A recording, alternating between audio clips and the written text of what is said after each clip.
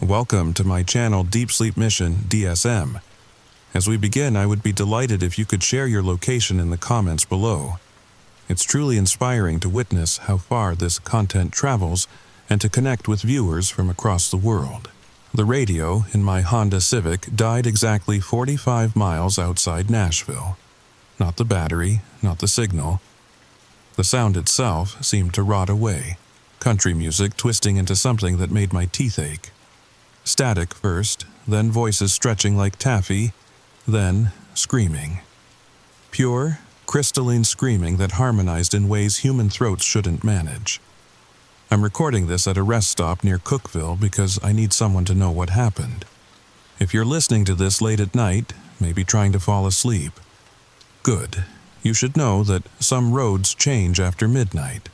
Some towns aren't on any map, and sometimes, when you're 45 miles from anywhere that matters, the music finds you. But wait, I'm getting ahead of myself. Let me tell you what really happened. Comment below if you've ever driven through Tennessee at night and felt like the darkness was listening, because I need to know I'm not alone in this. The story begins now. 3 nights ago, I was driving back from my sister Emma's wedding in Memphis. October in Tennessee hits different. The leaves burn orange and gold during the day, but at night, they look like dried blood under the streetlights. I'd taken Highway 40 East 100 times before. Nashville to Memphis, Memphis to Nashville. 4 hours of straight road, country stations, and truck stops that sell pecan logs and questionable coffee. The GPS said I was 45 miles from Nashville when I noticed the new exit. Exit 199A, Harmony Creek. Now here's the thing. I know every exit between Memphis and Nashville. My dad was a traveling salesman for 20 years, and I'd ride with him during summers, memorizing every mile marker, every town name. Exit 199 goes to Fairview. There's never been a 199A. But there it was, clear as day under the green interstate sign. Harmony Creek. 2 miles. The rational part of my brain said to keep driving. It was past midnight, I was tired, and new road construction happens all the time. But my gas light had been on for 10 miles, and the next station I knew about was another 15 miles ahead. The sign promised fuel, food, and lodging. Normal interstate stuff. I took the exit. The off-ramp curved longer than it should have, spiraling down like those parking garages in downtown Nashville, except we were in the middle of nowhere. My headlights caught trees pressing in from both sides, their branches scraping the top of my car with sounds like fingernails on glass. Then the radio started acting up.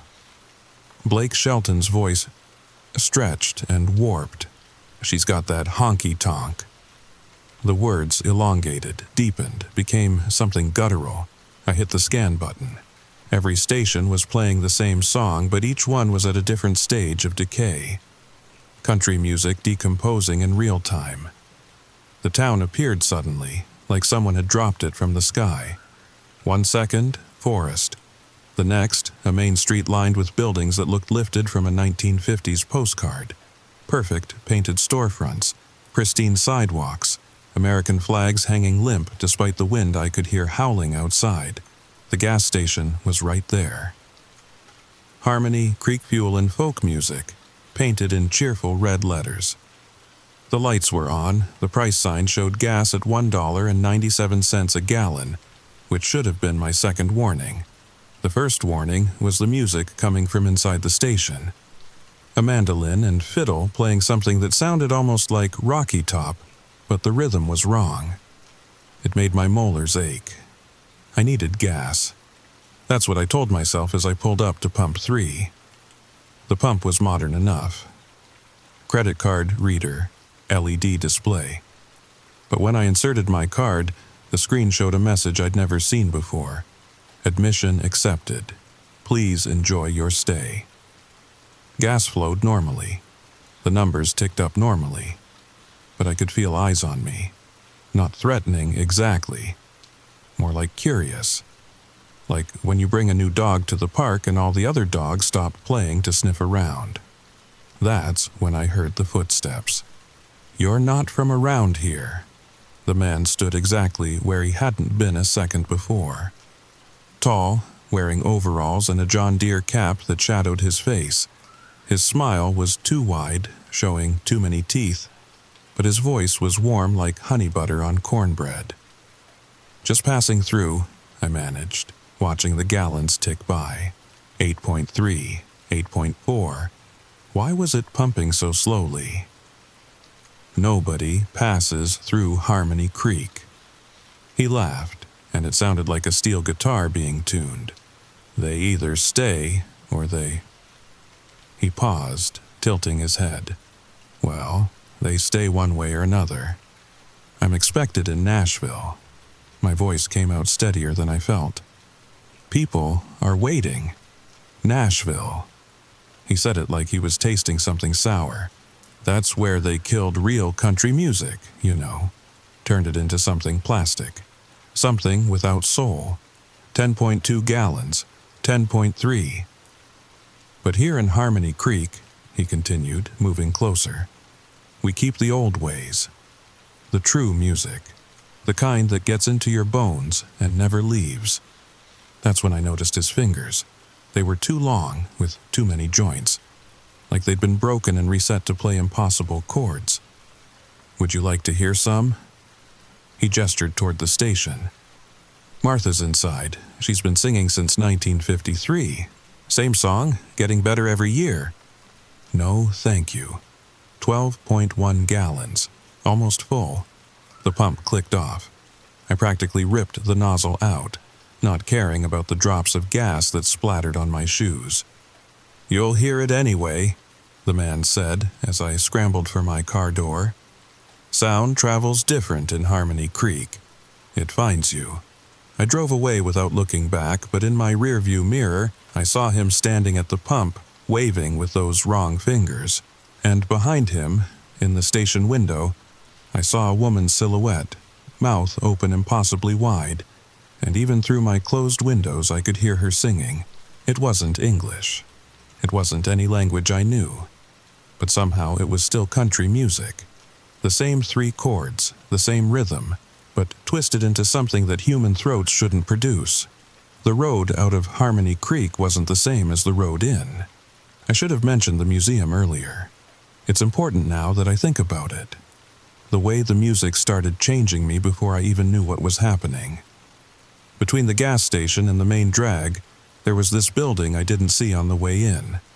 A small, white structure with a hand-painted sign.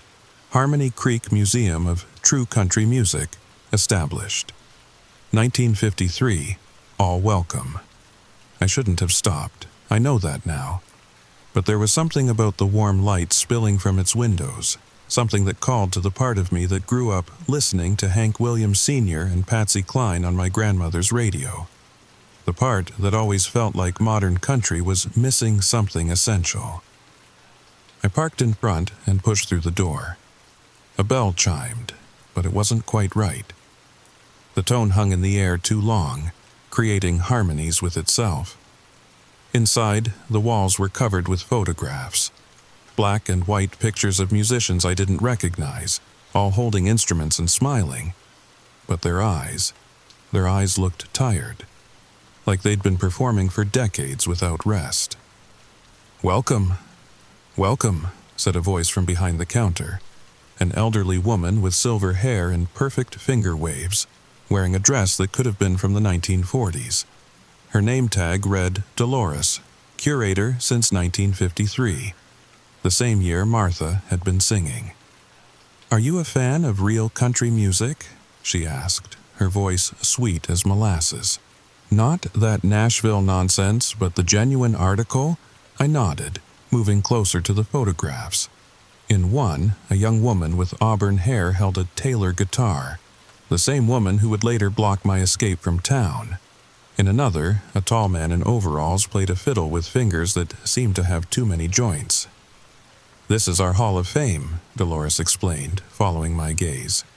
"Every musician who ever found their way to Harmony Creek. Every voice that joined our eternal performance." "How long have they been performing?" I asked. though I was starting to suspect the answer. "Oh, time works differently here, sugar.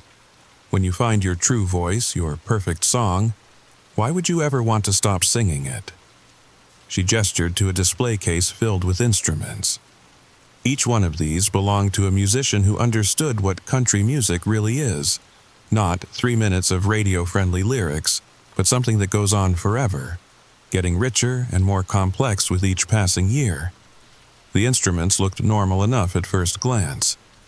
A mandolin, several guitars, a banjo with intricate mother-of-pearl inlays. But looking closer, I noticed modifications. Extra strings that shouldn't exist. Frets in impossible positions. A harmonica with holes that seemed to go deeper than the instrument's actual dimensions. "Would you like to try one?"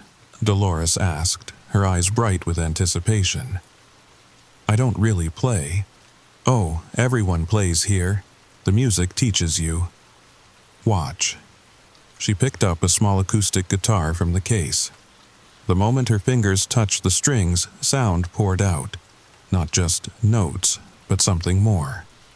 The melody was hauntingly beautiful, familiar yet alien, and I felt an immediate urge to join in. My throat began to vibrate sympathetically, trying to find harmonies I'd never learned. "You feel it, don't you?" she whispered, still playing. The pull. The need to complete the song. I did feel it. My hands were twitching, wanting to clap along or play percussion on my knees. The music was getting inside my chest, making my heart beat in time with the rhythm. "I have to go," I said, backing toward the door. "Of course you do, honey. But you'll be back. They always come back." She set the guitar down gently. "And when you do, we'll have an instrument ready for you. Something that fits your voice perfectly." I fled the museum, but as I got back in my car, I could still hear that guitar playing. Not from inside the building, but from inside my own head.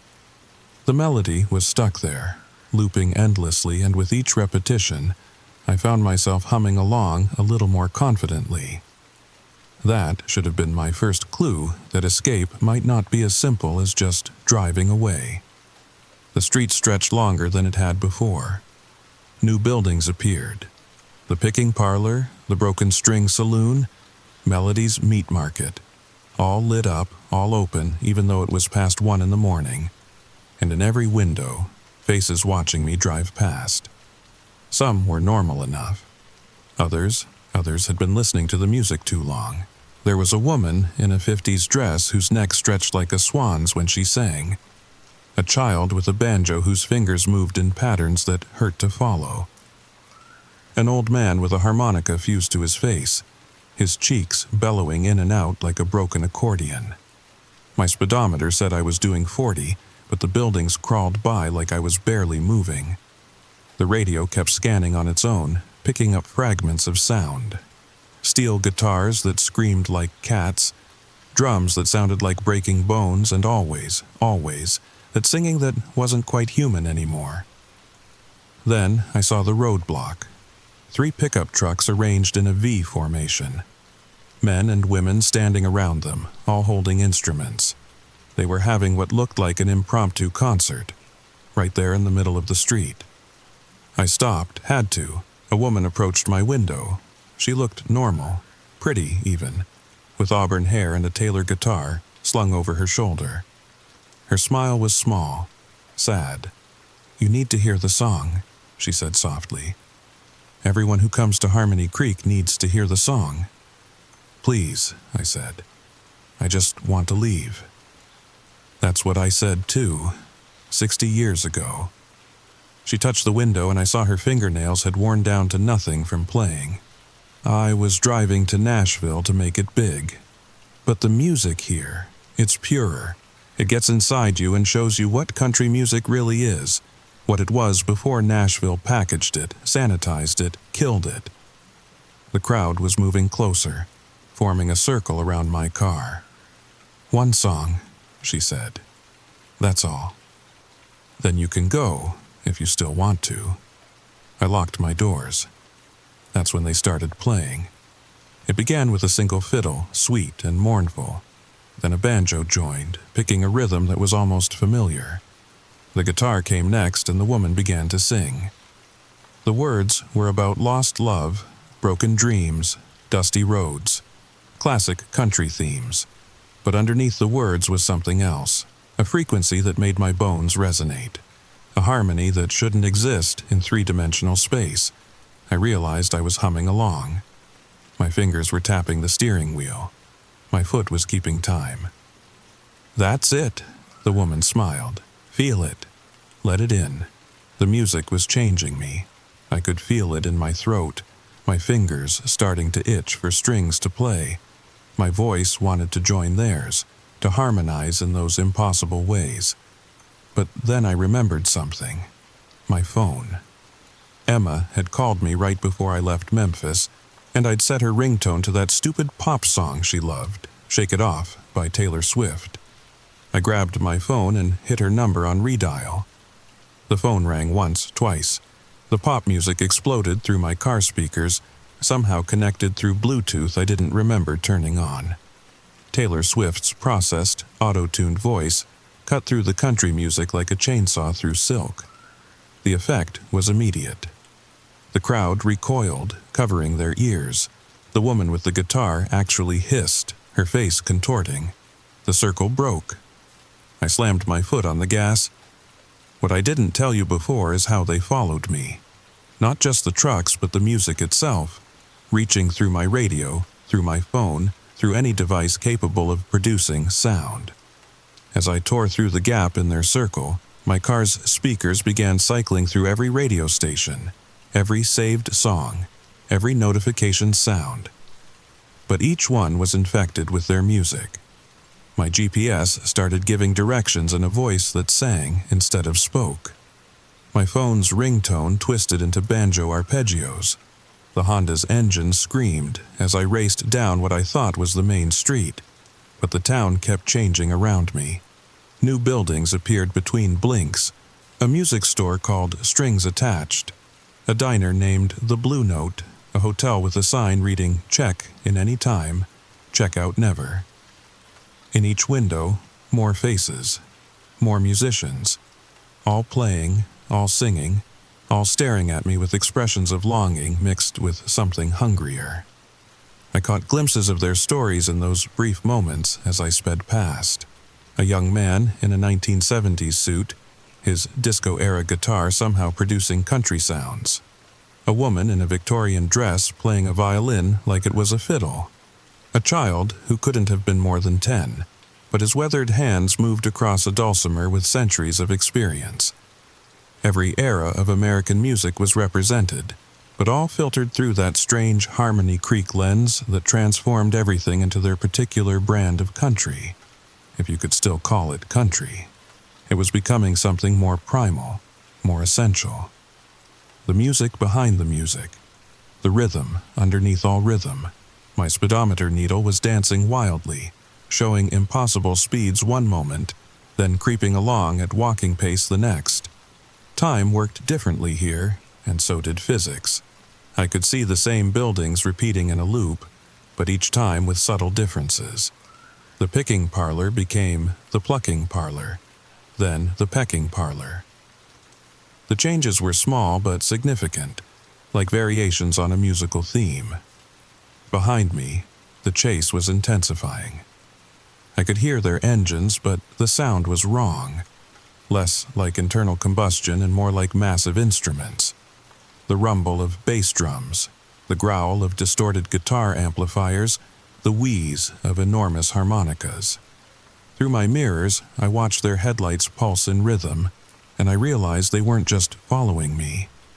They were still performing. The chase itself was part of their eternal concert, each rev of their engines adding to the symphony. "You can't escape the music." The woman's voice came through my radio again, but now it was layered with harmonies from what sounded like dozens of other voices. "It's already in your blood. Feel how your heart beats in 4/4 time. Listen to how your breathing matches our rhythm. You were meant to be here." She was right. Despite my terror, despite my desperate need to escape, I could feel my body synchronizing with their sounds. My foot was tapping the accelerator in time with their beat. My hands were gripping the steering wheel like it was a guitar neck. Worst of all, I was starting to understand the lyrics to their wordless song. The meaning was being transmitted directly into my brain, bypassing my ears entirely. It was a song about home, about finding the place where your voice belonged, about the loneliness of traveling endless highways looking for something you could never quite name. It was beautiful. It was terrifying. It was calling me home.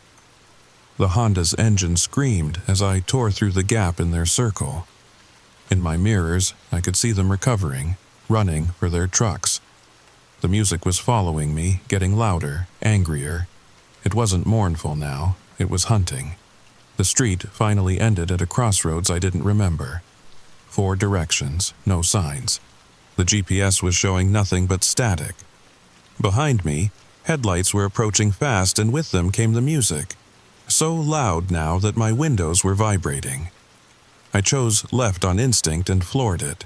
The road immediately went wrong. It was too narrow, too dark, and the trees formed a tunnel overhead. But I could see something ahead. A light. Not streetlight yellow or moonlight silver, but the ugly, beautiful glow of interstate lighting. The trucks were right behind me now. I could hear their engines, but more terrifying, I could hear them singing through their open windows. All of them in perfect harmony, voices blending into something that was almost beautiful and completely wrong. My radio turned on by itself. "You can't leave," the woman's voice said through my speakers. "No one leaves Harmony Creek. The music needs new voices. Nashville keeps taking and taking, but we keep the real music alive. You'll understand. You'll join us. The interstate on-ramp appeared so suddenly I almost missed it. Exit 199A merging onto I-40 East. I yanked the wheel hard right, tires screaming almost as loud as the music behind me. The second my tires hit the interstate, everything stopped. The music cut off like someone had pulled a plug. My radio went back to normal static. In my rearview mirror there was nothing. No trucks, no exit, no sign. Just dark highway and normal traffic. I drove 15 miles to the next exit, pulled into a Flying J truck stop, and sat in the parking lot shaking for an hour. When I finally got home to Nashville, I looked up Harmony Creek, Tennessee. Nothing. No record of it ever existing. Exit 199A doesn't appear on any map, but here's the thing that keeps me awake at night. Sometimes, when I'm scanning through radio stations, I'll catch a fragment of something. A steel guitar that bends wrong. A voice that holds notes too long. And for just a second I can hear them, still playing, still singing, still waiting. And worse, I find myself humming along. Last night I caught myself playing air guitar to empty silence, my fingers moving in patterns I don't remember learning. This morning, I woke up with lyrics in my head for a song I've never heard, something about a town that feeds on music, about voices that never die, about a place 45 miles from Nashville where country music shows its true face. But there's more I haven't told you. More that's been happening since I escaped Harmony Creek. 3 days after my encounter, I started finding things. A guitar pick on my kitchen counter, made of some kind of bone or ivory, with Harmony Creek 1953 carved into it. Sheet music slipped under my apartment door, written in a notation system I'd never seen but somehow could read. The songs were beautiful, complex pieces that seemed to contain entire stories within their measures. I tried to ignore them. I threw the guitar pick away twice, but it kept coming back, appearing in my pockets, my car, my bedside drawer. The sheet music multiplied. What started as a single page became a stack, then a pile, then boxes full of compositions that must have taken lifetimes to write. The strangest part, I could play them. I'd never been much of a musician, could barely manage 3 chords on my dad's old guitar. but these songs seemed to play themselves through me. My fingers would find the right positions without conscious thought. My voice would hit notes I'd never reached before. I started recording myself, thinking maybe I could figure out what was happening by listening back, but the recordings were always different from what I remembered playing. Better. More complex. Like the music was improving itself, evolving even after I'd stopped playing. The recordings started showing up on my phone without me making them. Dozens of them, then hundreds. All me, but playing music I'd never practiced, singing in harmonies that required multiple voices. When I tried to delete them, they'd reappear within hours. 2 weeks after Harmony Creek, I did something I swore I wouldn't do. I drove back to where the exit should have been. Mile marker 195, 196, 197. I slowed down, scanning the roadside for any sign of exit 199A. But there was nothing. Just the regular exit to Fairview at 199, exactly where it had always been. I pulled over at a rest stop and called Emma. "Hey," she answered on the second ring. "How was the wedding?" "You left so early, I barely got to talk to you." "Emma," I said carefully. "What wedding?" There was a pause. "Very funny. My wedding, the one you drove to Memphis for? The one where you gave that beautiful speech about music bringing people together?" I hadn't given a speech. I barely spoke to anyone at Emma's wedding. But as she talked about it, I could almost remember, standing up at the reception, talking about the power of song, about how music was the thread that connected all souls. "Are you okay?" Emma asked. "You sound weird." "Yeah," I lied. "Just tired from the drive." But I wasn't okay, because I was starting to remember things that hadn't happened. Or maybe they had happened, and I was just now remembering them correctly. I remembered playing guitar at the reception. I remembered singing harmony with the wedding band. I remembered the way Emma cried when I performed a song I'd written for her. A song I definitely hadn't written, because I couldn't write songs. Could I? That night, I sat down with my laptop and started typing lyrics. They came so easily, it scared me. Songs about lost highways, about music that lived in the spaces between notes, about towns that existed only when the night was darkest and the need for true song was strongest. I wrote for 6 hours straight. When I finally stopped, I had enough material for 2 full albums. The next morning, I couldn't remember writing any of it, but there it was on my screen, dozens of songs that felt familiar as breathing. And at the bottom of the last page, a note I didn't remember typing. "These belong to Harmony Creek. Take them home. I'm going back tonight. I don't want to. God, I don't want to. But the music is calling, and my voice wants to answer. It's like an itch in my throat that only singing can scratch. My fingers are cramping from not playing instruments I don't own. But first, let me tell you about the others. Because I'm not the only one. After I posted the first version of this story, the comments started coming in.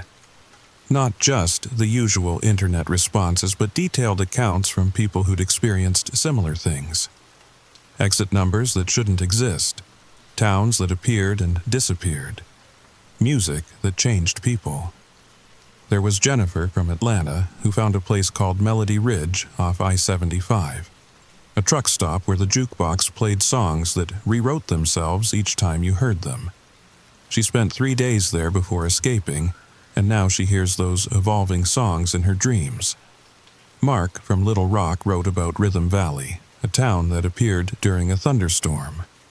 Every building pulsed with bass beats that matched the thunder. The residents moved like dancers, and when they spoke, their words came out as rap verses that told the stories of everyone who'd ever passed through.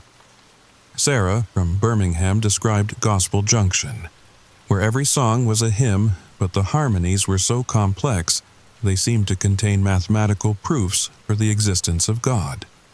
She said she saw angels there, or at least beings made of pure voice, their wings formed from interweaving melodies. But the most disturbing message came from someone who signed themselves as the Fiddler from Jackson.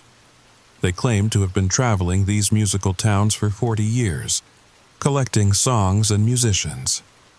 They said there were dozens of such places scattered across the South, all connected by back roads and forgotten exits. They called it the Lost Music Circuit, and warned that once you visited 3 different towns, you could never fully leave.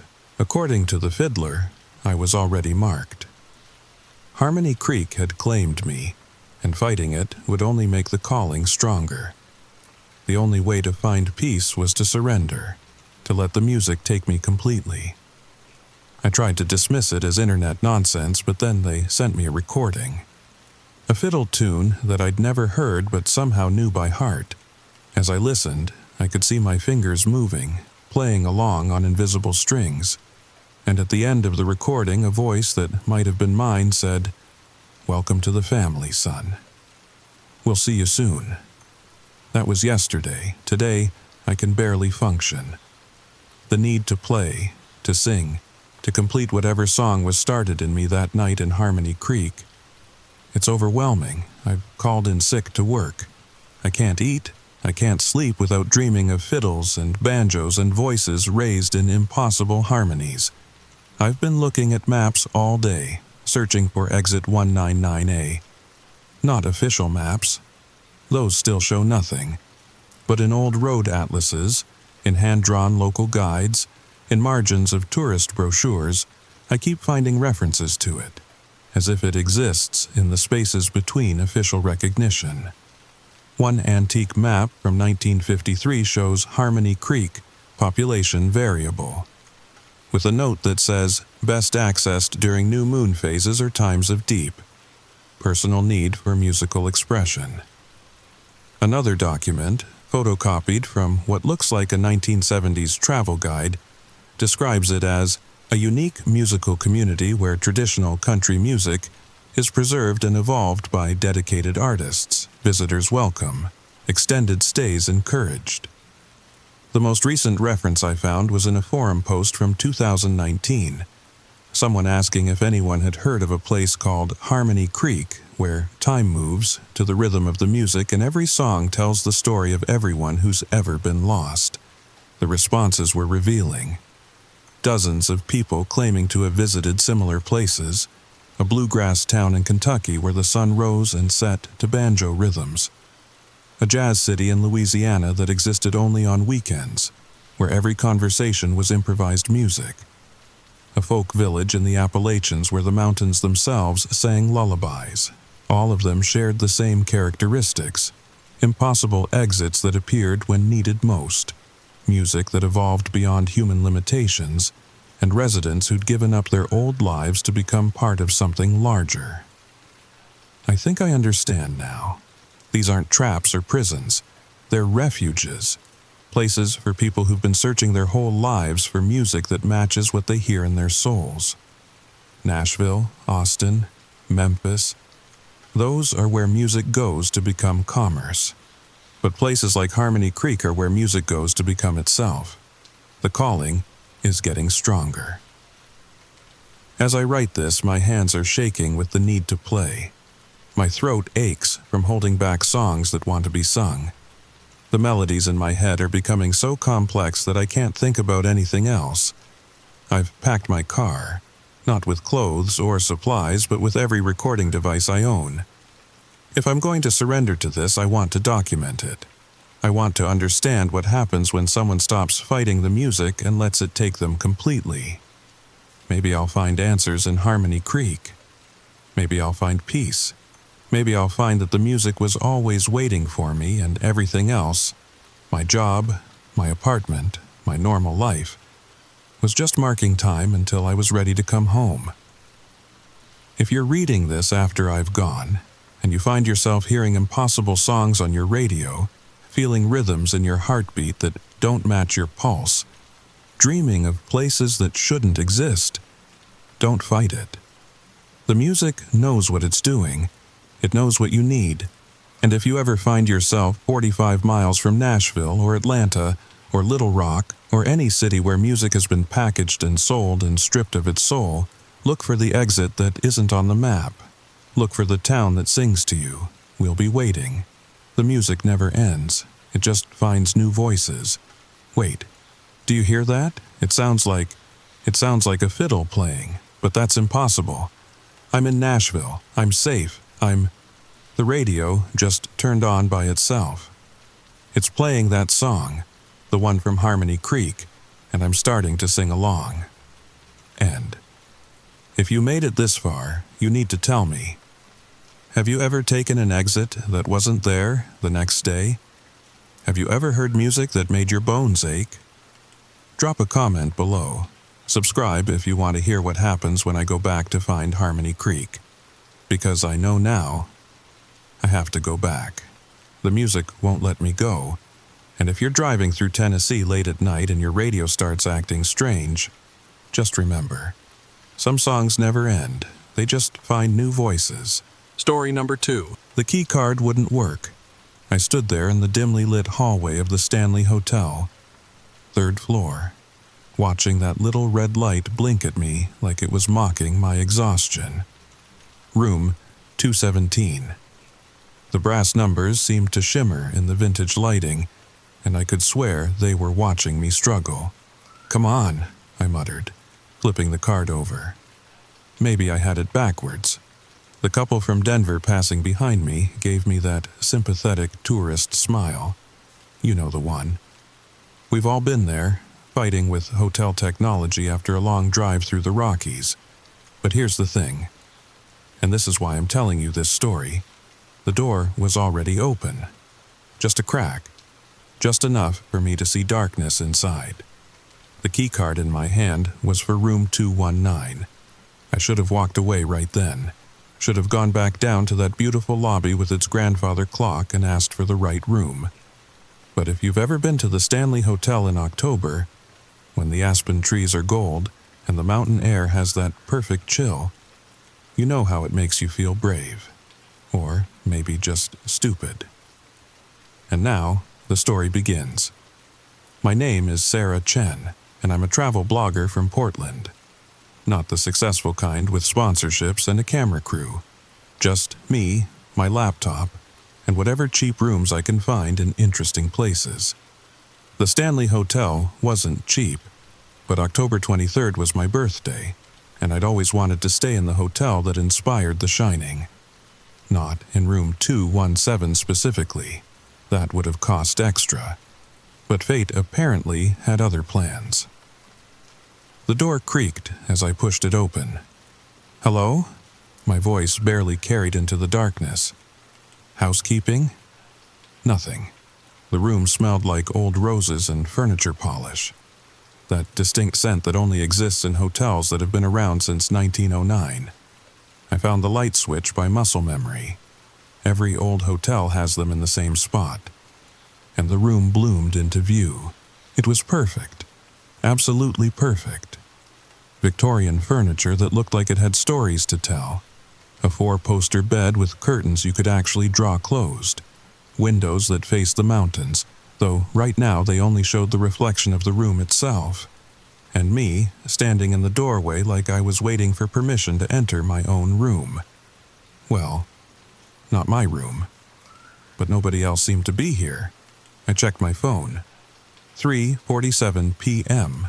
Check-in wasn't until 4. Maybe they'd prepared the wrong room. These things happen. I've been traveling long enough to know that hotel mistakes usually work out in your favor if you don't ask too many questions. I set my backpack on the ottoman at the foot of the bed. The fabric was burgundy velvet, worn smooth in places where thousands of other travelers had done the same thing. There was a desk by the window, perfect for writing, with one of those old banker's lamps with the green glass shade. That's when I saw the journal, leather-bound, sitting perfectly centered on the desk like it was waiting for someone. At first, I thought it was hotel stationery, those fancy notebooks they leave in expensive rooms. But when I picked it up, I could feel the age in it. The leather was soft, broken in by years of handling. I shouldn't have opened it. I know that now, but travel bloggers are curious by nature. We're always looking for the story nobody else has found. The first page had a date, October 23rd, 1974. My birthday, exactly 50 years ago. If you're reading this, you're in my room. Good, I've been waiting.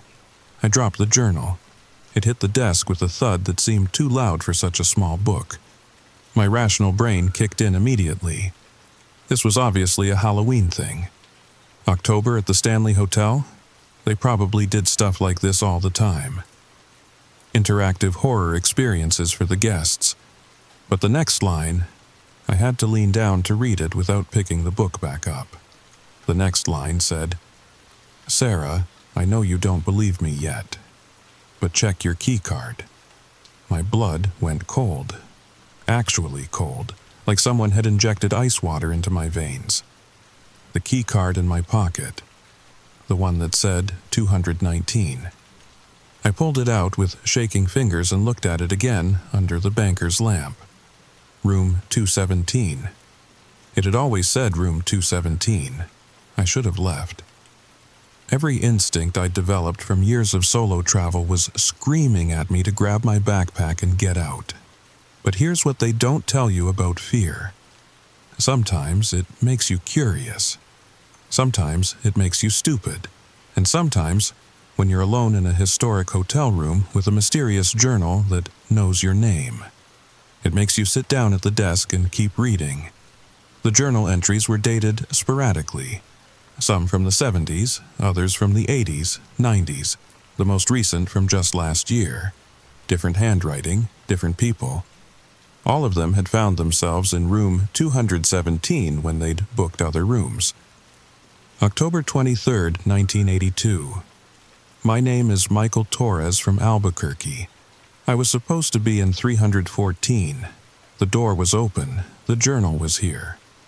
October 23rd, 1991. Jennifer Adams, Seattle. Booked 109. Found myself here instead. If you're reading this on October 23rd, you need to know something. But that entry stopped mid-sentence, like Jennifer had been interrupted. I flipped through more pages, dozens of entries, all on October 23rd, all from people who weren't supposed to be in this room. My hands were steady now. That's the weird thing about fear. Sometimes it comes in waves, and between the waves you feel almost normal. The room had grown darker while I read. October in Colorado. The sun sets early. The mountains outside the window had turned purple-black, and the vintage lamps in the room created pools of amber light that didn't quite reach the corners. I pulled out my phone to take pictures of the journal, evidence for the blog post I was already writing in my head. But the screen was black, dead, which was impossible because I'd charged it in the car on the drive up from Denver.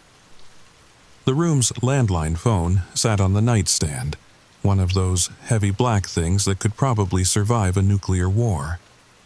I picked up the receiver. Silence. Not even a dial tone. That's when I heard it. A sound that anyone who's stayed in an old hotel knows. The pipes. That distinctive groan and whistle of old plumbing coming to life. Except it was coming from the bathroom, and I hadn't turned on any water. The bathroom door was closed. Had it been closed when I came in? I couldn't remember. The crystal doorknob caught the light from the banker's lamp, throwing little rainbow patterns on the wall that moved even though the door wasn't moving. Or was it? 3 steps to the bathroom door. That's all. 3 steps on carpet so thick my footsteps made no sound. The doorknob was ice cold. I turned it slowly, the way you do when you're not sure you want to see what's on the other side, and pushed the door open. The bathtub was full. Not just full. Perfect. Steaming water that smelled like lavender, with actual lavender sprigs floating on the surface. The kind of bath you'd draw after a long day of hiking in Rocky Mountain National Park. The kind of bath that would be waiting if someone knew exactly what you needed. But here's what made my skin crawl. There were 2 wine glasses on the tub's edge. Not 1, 2, and both were full of what looked like rosé, condensation beating on the glass like they'd just been poured. I backed out of the bathroom, backed all the way to the desk where the journal waited. There had to be an explanation. Hotels do things like this. Turn down service, romance packages. Maybe I'd accidentally booked some kind of special experience. The journal had fallen open to a new page. I know it was new because I'd been reading the entries from the 90s, and this one was dated 2019. Don't drink the wine, Sarah. My name again. But that was impossible because this entry was from 2019, and I'd only booked this room 3 days ago on a last-minute birthday splurge. I know what you're thinking. How could someone write your name 5 years ago? The same way Elizabeth wrote mine in 1987. The same way Thomas found his name in an entry from 1962. Time works differently in room 217. I sat down hard in the desk chair. It creaked under my weight. That comfortable complaint of old furniture that's held 1,000 bodies and expects to hold 1,000 more. The entry continued. My name was David Park from Austin. Was, past tense. Because I drank the wine, I stayed for the bath, I thought it was romantic. My wife and I were celebrating our anniversary. But she couldn't see the second glass, couldn't smell the lavender, couldn't understand why I was talking to someone who wasn't there. I looked back at the bathroom. The door had closed itself. You'll want to leave now. That's good. Pack your things and go. But you won't be able to. Not yet. Not until you understand why you're really here. Turn to the last page. My fingers fumbled with the journal's pages. So many of them, more than the binding should have been able to hold. The last page wasn't the last page. It was blank, waiting. But the second to last page, it was a photograph. Old, sepia-toned, pasted in like this, was a scrapbook instead of a journal. The Stanley Hotel, probably from the 1920s, based on the cars parked outside. There were people on the front steps, staff and guests posed for a formal photo. And in the back row, third from the left. It was me, not someone who looked like me. Not a resemblance that made you do a double take. It was me, my face, my slightly crooked smile, the way I always stood with my weight on my left foot.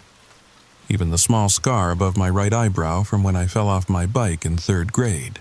I was wearing a maid's uniform from the 1920s, and I was standing next to someone, a man in a hotel uniform, whose face had been carefully scratched out of the photograph. The room had become a living thing around me. The walls breathed. I know how that sounds, but if you've ever been in a truly old building at night, you know what I mean. The way the wood expands and contracts, the way the pipes sing, the way the whole structure seems to be having a conversation with itself. I was trapped in a conversation I didn't understand. The journal lay open to that photograph, that impossible photograph of me from 100 years ago. My rational mind did what rational minds do. It made lists, digital manipulation, coincidence. An ancestor who looked exactly like me. A prank, elaborate and expensive, but still just a prank. But my hands were shaking when I turned the page, and there was another photograph. This one from the 50s, judging by the clothing. A birthday party in what was clearly this room. Room 217. Balloons, a cake, people in their finest mid-century clothing. And there I was again, cutting the cake, wearing a dress I recognized because my grandmother had one just like it. Had shown me pictures of herself wearing it at her 28th birthday. My 28th birthday. Today. The man beside me in the photo. His face scratched out again, but his hand was on my shoulder, and something about the way he stood, the tilt of his head. Stop looking at those. I spun around so fast the chair nearly tipped. there was no one there. But the voice had been clear, male, and close enough that I should have felt breath on my neck. You don't need to see those. Not yet. The voice came from everywhere and nowhere. From the walls themselves, maybe. Or from inside my own head. I couldn't tell anymore. "Who are you?" I asked the empty room. Silence. Then laughter. Soft, sad laughter that made my chest ache for reasons I couldn't explain. "You know who I am, Sarah. You've always known. You just forget. Every time you forget." The journal pages started turning by themselves. Rapid, violent, like an invisible hand was searching for something specific. They stopped on an entry from 1997. The pattern is always the same. October 23rd, room 217. A woman named Sarah, though sometimes she uses different last names. Chen this time. Morrison before that. Williams in the 60s, but always Sarah, always 28. Always alone, thinking she's here by accident. I stood up, backing toward the door. This isn't real. This is some kind of breakdown. Altitude sickness. Something. "Is that what you told yourself in 1974? The voice asked. "In 1991? In 2003, you always try to leave at this point. Go ahead, try." I reached for the door handle. My hand passed through it. No, that's not right. My hand touched it, turned it, but nothing happened. The mechanism moved. I could hear the latch clicking, but the door stayed closed. Not locked, just closed. Like the universe had decided this door didn't open anymore. "Let me out." My voice was steady. Journalism school taught me that. Keep your voice steady, even when everything else is falling apart. I can't. The voice had moved. Was coming from near the window now. I've tried. Believe me, Sarah. I've tried every year to let you go. But this room, it needs us. It's needed us since 1911. The hotel was built in 1909. The hotel was. But room 217, room 217 was added in 1911. After the fire. After Elizabeth died. The air in the room shifted, became colder. The banker's lamp flickered, dimmed, then brightened again. In that moment of brightness, I saw him. Just a shadow at first. A shape where shapes shouldn't be. Then, as my eyes adjusted or the room allowed me to see, I don't know which. He became clearer. A man in his 30s wearing a hotel uniform from another era. Handsome, in that old-fashioned way, with dark hair slicked back and eyes that held a sadness so deep it made me want to cry. He stood by the window, not quite solid, not quite transparent. "Hello, Sarah," he said, and his voice matched the one I'd been hearing. "Welcome back. I don't know you. You do. You did. You will again." He moved closer. Glided, really. And I could smell him. Pipe tobacco and cedar, lavender soap and something else. Something like dust and time. "My name is James. James Hartley. I was the night manager here in 1911.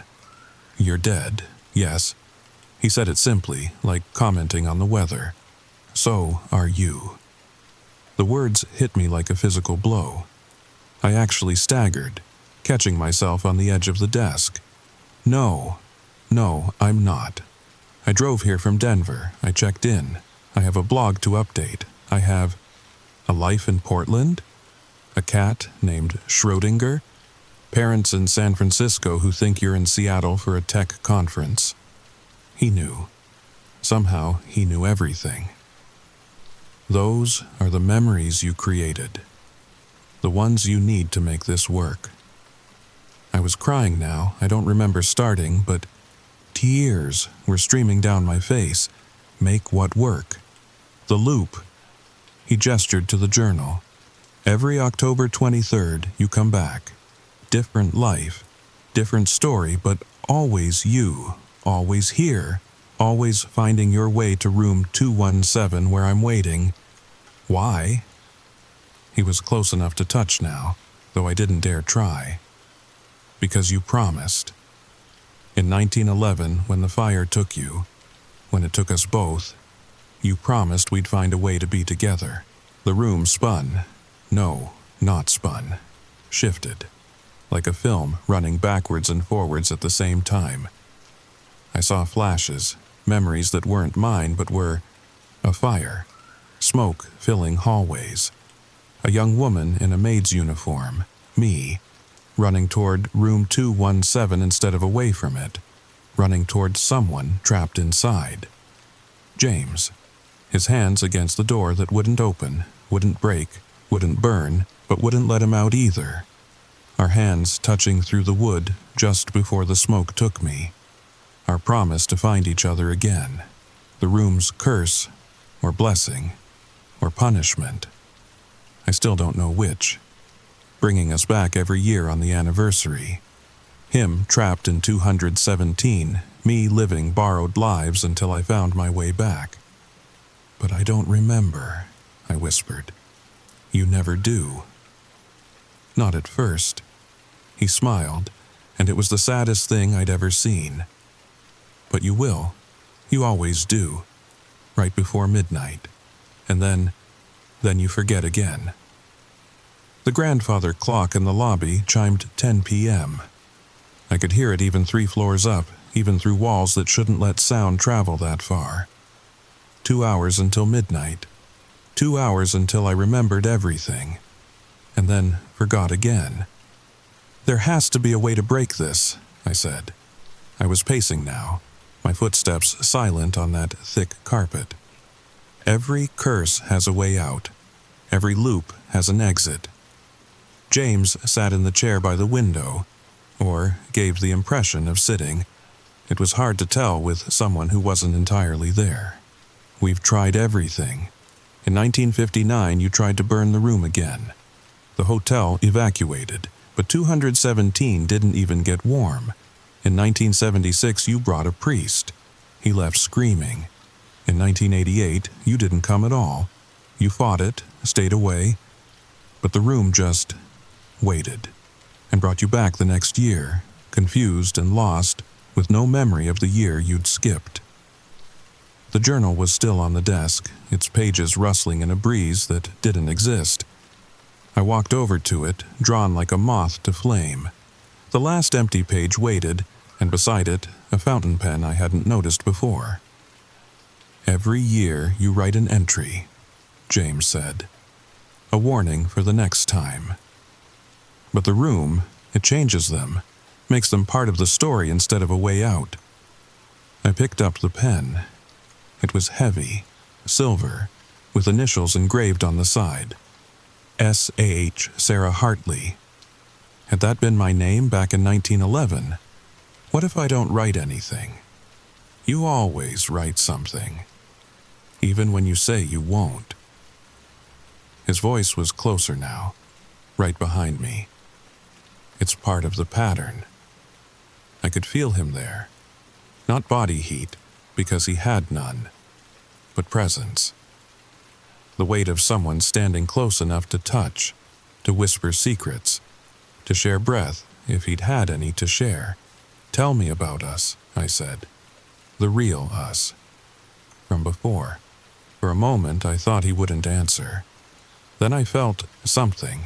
Not quite a touch, but the memory of one. Fingers brushing my hair back from my face. You were new to the hotel. From Chicago, running from a marriage your parents had arranged. You took the first job you could find, chambermaid at the Stanley Hotel. I'd been there 2 years, working my way up from bellhop to night manager. We weren't supposed to. Staff wasn't allowed to fraternize. But you had this laugh, this way of finding joy in everything. Even in changing sheets and scrubbing bathtubs, you'd hum these little songs. I could almost remember. Like trying to recall a dream after waking. Fragments and feelings more than solid memories. You'd leave me notes, he continued. Hidden in books in the library. Under plates in the dining room. Little jokes, observations, drawings of the guests. I'd leave you flowers from the garden. Wild flowers, because anything from the formal gardens would be missed. We had 3 months, 3 perfect months before the fire. What caused it? Officially, electrical problem in the basement. But I always knew it was him. Mr. Morrison. He'd seen us together, threatened to have us both dismissed. You laughed it off, said we'd find work elsewhere, but he couldn't stand it. Couldn't stand that you'd chosen someone like me over someone like him. The room grew colder. The lights flickered again, and in the darkness between flickers I saw things. Shadows that didn't match the furniture. Movements in the corners of my eyes. He's still here too, isn't he? I asked. Not in the way we are. He's less anger and jealousy, nothing more. The room keeps him out most of the time. But at midnight, what happens at midnight? James moved to face me, and for the first time I could see him clearly, really see him. Brown eyes flecked with gold. A small scar on his left cheek. The way his smile was slightly crooked, higher on the right side. At midnight you remember everything. Every year we've spent in this room. Every October 23rd since 1911. You remember our first meeting, our first kiss, our last moments. You remember the 113 times we've had this same conversation, with small variations. You remember that you love me, and I love you, and we're trapped here together forever. And then the clock strikes 12:01, and you forget again. You wake up in whatever life you've built for yourself, confused about losing a day, with vague memories of a strange dream about a hotel room. You go on living until next October, when the pull brings you back. I looked at the journal, at the pen in my hand. What if I wrote the truth? All of it? What if I wrote it so clearly that next year I couldn't deny it? Look at the entries, Sarah. Look at your handwriting. I flipped back through the pages, really looking this time. And there it was. Entries in my handwriting. Different pens, different decades, but unmistakably mine. Don't trust the room. James is real. The trap is real. Find a way out. You are dead. You died in 1911. This is hell. No, not hell. Limbo. Purgatory. A waiting room between worlds. Break the mirror in the bathroom. It's a portal. This one was crossed out with a note. Mirror reformed. 7 years bad luck feels redundant. Entry after entry, year after year, all in my handwriting. All trying to warn me. All failing. So, what do we do? I asked. We do what we always do. We spend 2 hours together, we talk, we remember what we can, we pretend this time will be different, and then you forget, and I wait, and next year we do it again. I set down the pen. No. This time we try something different. I walked to the bathroom door. The wine. David from Austin said he drank the wine and something changed. What if... Sarah, no! James was suddenly right there, between me and the door. The wine is his. Morrison's. It's how he tries to claim you each year. If you drink it. What? I'll die? I'm already dead. I pushed past him, through him, and it felt like walking through a waterfall of memories. Our first dance, our first kiss, the smell of smoke, the sound of breaking glass. My hand on a door that wouldn't open, his voice on the other side telling me to run, to save myself. The bathroom door opened easily this time. The wine glasses were still there, still full, still perfectly chilled. But now I could see something else. A reflection in the wine that wasn't mine. A man's face, older, cruel, waiting. If you drink that, you become his instead of mine, James said from behind me. That's the choice the room offers every year. Stay with me in this loop, or join him in something worse. Or... I picked up one of the glasses, then the other. Or we both drink. What? You said the room needs us. Both of us. What if we refuse to play? What if we both drink Morrison's wine? What happens to the room then? James materialized fully in the bathroom doorway. For the first time since I'd seen him, he looked hopeful, afraid, both. I can't drink, Sarah. I can't touch anything here except me. I held out one of the glasses. You can touch me. Every year at midnight for 1 minute you can touch me. That's how we know this is real, isn't it? That moment of contact before I forget. It's not midnight yet. No, but maybe the wine changes the rules. Maybe that's why it's here. Not as a trap, but as a way out. A door we're both too afraid to open. I raised my glass. The wine smelled like roses and copper, like sunset and promises. In its surface, Morrison's face grew clearer, angrier. Together? I asked. James reached for the other glass. His fingers passed through it once, twice. Then, on the third try, found purchase. The glass lifted, shaking in his translucent grip. Together, he said. We drank. The wine tasted like nothing I could describe, like the concept of red, like the sound of a bell ringing backwards, like falling asleep and waking up at the exact same moment. The room exploded with light. No, not exploded. Imploded, everything rushing inward toward us, through us. I saw the history of room 217 in fast forward and reverse simultaneously. Every guest who'd ever slept here, every chambermaid who'd cleaned it, every moment of joy and sorrow and ordinary tedium that had soaked into its walls. And I saw us. Not just in 1911, but before, other lives, other times. A pioneer woman and a cavalry soldier in 1876. A Native American healer and a Spanish explorer in 1598. A mammoth hunter and his partner. So far back I couldn't put a date to it. Always finding each other, always losing each other, always promising to meet again. The room wasn't our prison. It was our rebellion. We'd refused to move on without each other, and reality had bent around that refusal, creating this pocket, this loop, this eternal October 23rd. But Morrison was the glitch. The uninvited guest whose obsession had twisted our reunion into a trap. I could feel him now, really feel him, not in the wine, but in the walls themselves. He'd become part of the room's foundation, feeding on our separation, our confusion, our pain. Every year we forgot and remembered and forgot again, he grew stronger. Sarah, James's voice was different, clearer. I looked at him and gasped. He was solid, completely, entirely solid. The wine glass fell from his hand, shattering on the tile floor. You're real. He touched my face and his hands were warm. Sarah, you're warm. You're alive? The bathroom mirror cracked. Not broke, cracked, in a spiderweb pattern that spread from the center outward. In each fractured piece, I saw a different year, a different October 23rd, and in the center, where all the cracks originated, Morrison's face, twisted with rage. You can't.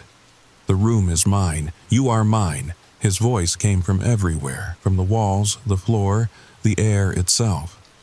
The hotel shook, or maybe just room 217 shook. The lights went out completely, and in the darkness, I could feel Morrison trying to tear us apart, to restore the loop, to put everything back the way it was.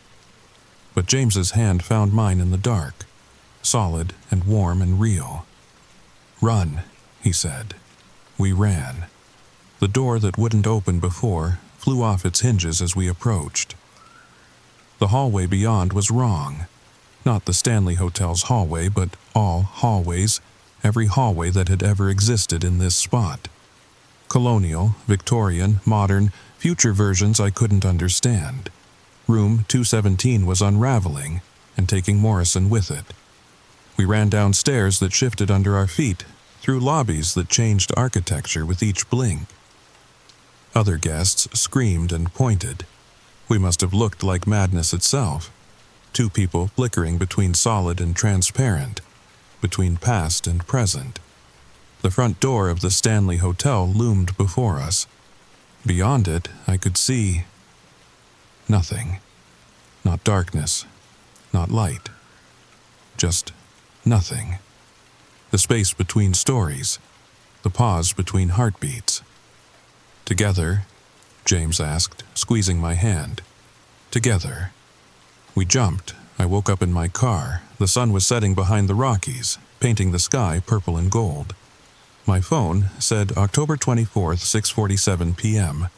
I was parked at a rest stop on Highway 36, about 5 miles from Estes Park. James was in the passenger seat, looking at his hands like he'd never seen them before. "Where?" I started. "Out." He looked at me, and his eyes were bright with tears. "We're out, Sarah. After 113 years, we're out." I checked my phone. My blog was there. My life in Portland was there, but different, shifted. Like someone had edited my history to make room for something new. Someone named James, who'd I'd been dating long distance for 6 months, who I was meeting in person for the first time this weekend. "The room?" I asked. He pulled out his phone, he had a phone, and searched for news from Estes Park. His face went pale. "What?" He showed me the screen. Local news. Historic Stanley Hotel's room 217 mysteriously sealed. The article described how housekeeping had found the room's door impossible to open this morning. Not locked. Impossible.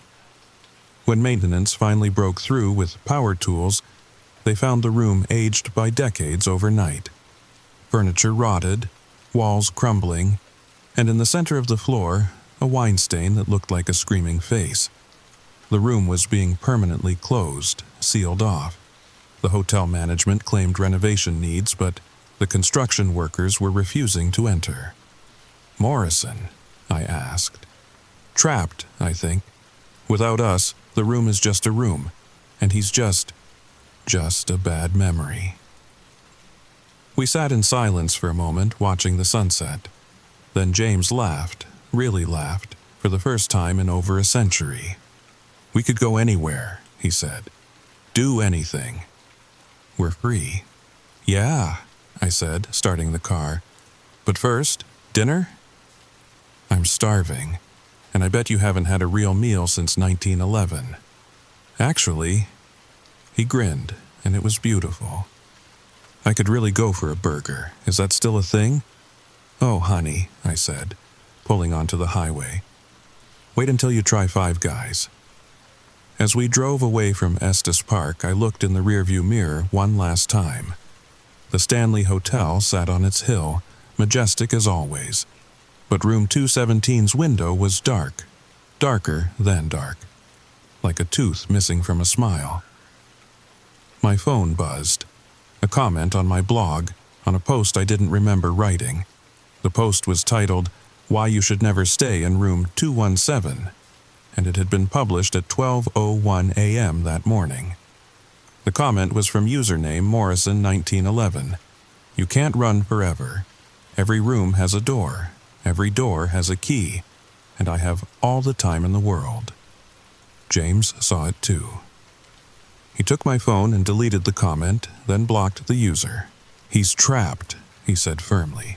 "That's just the echo, trying to scare us." "You sure?" "I'm sure." But he rolled down the window and threw my phone out onto the highway where it shattered into 1,000 pieces. But maybe we get new phones, new numbers, just to be safe. I laughed. I couldn't help it. After everything, ghosts and loops and cursed hotel rooms, we were worried about cyberbullying from a dead man. "Deal," I said. "New phones, new numbers, new everything. Together, together." We drove into the sunset like something out of a movie, and for the first time in 113 years, October 23rd became just another day. But sometimes when I stay in old hotels, I check the date. And if it's October 23rd, I ask for a different room, just to be safe. Because every room has a door. Every door has a key. And some doors should never be opened. Sweet dreams, listeners. And remember, if you ever find yourself at the Stanley Hotel and room 217's door is standing open, just keep walking. Some invitations are better left unanswered. But hey, what do you think? Is Morrison really trapped? Or is he out there waiting in another room, another hotel, another October 23rd? Leave a comment below if you dare. And don't forget to subscribe, because next week I'll tell you about the lighthouse keeper who still turns on the light, 50 years after the lighthouse was demolished. Sleep tight. Story number 3. Listen carefully. What I'm about to tell you happened last summer in Cedar Heights, Minnesota.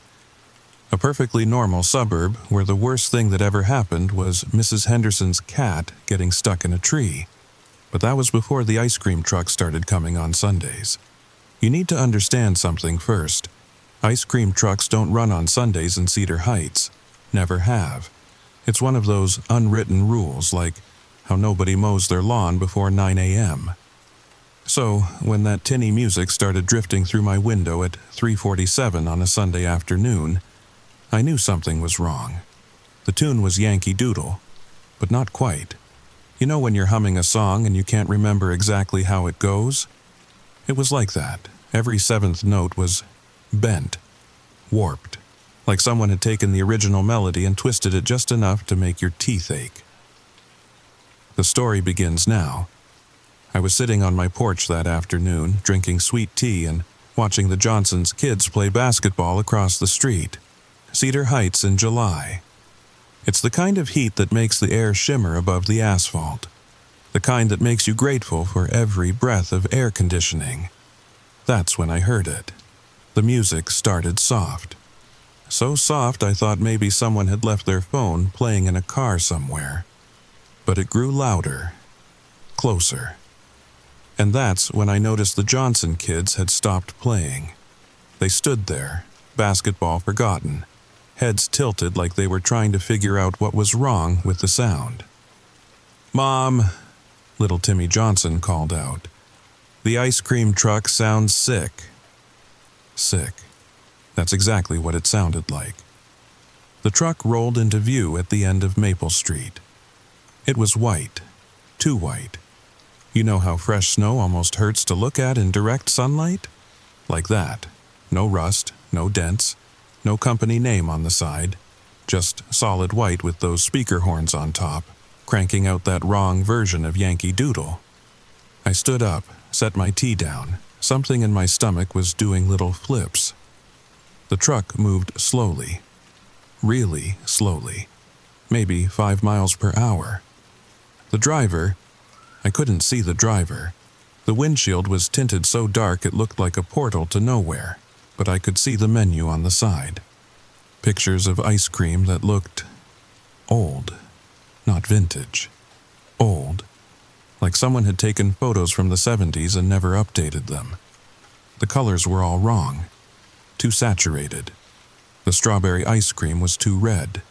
The chocolate was almost black. Mrs. Johnson came out, drying her hands on a dish towel. "Since when do ice cream trucks run on Sunday?" she asked, nobody in particular. The truck stopped right in front of my house. The music cut off mid-note. Not like someone hit stop, like someone had yanked the plug out of the wall. The silence was worse than the music. Nobody moved.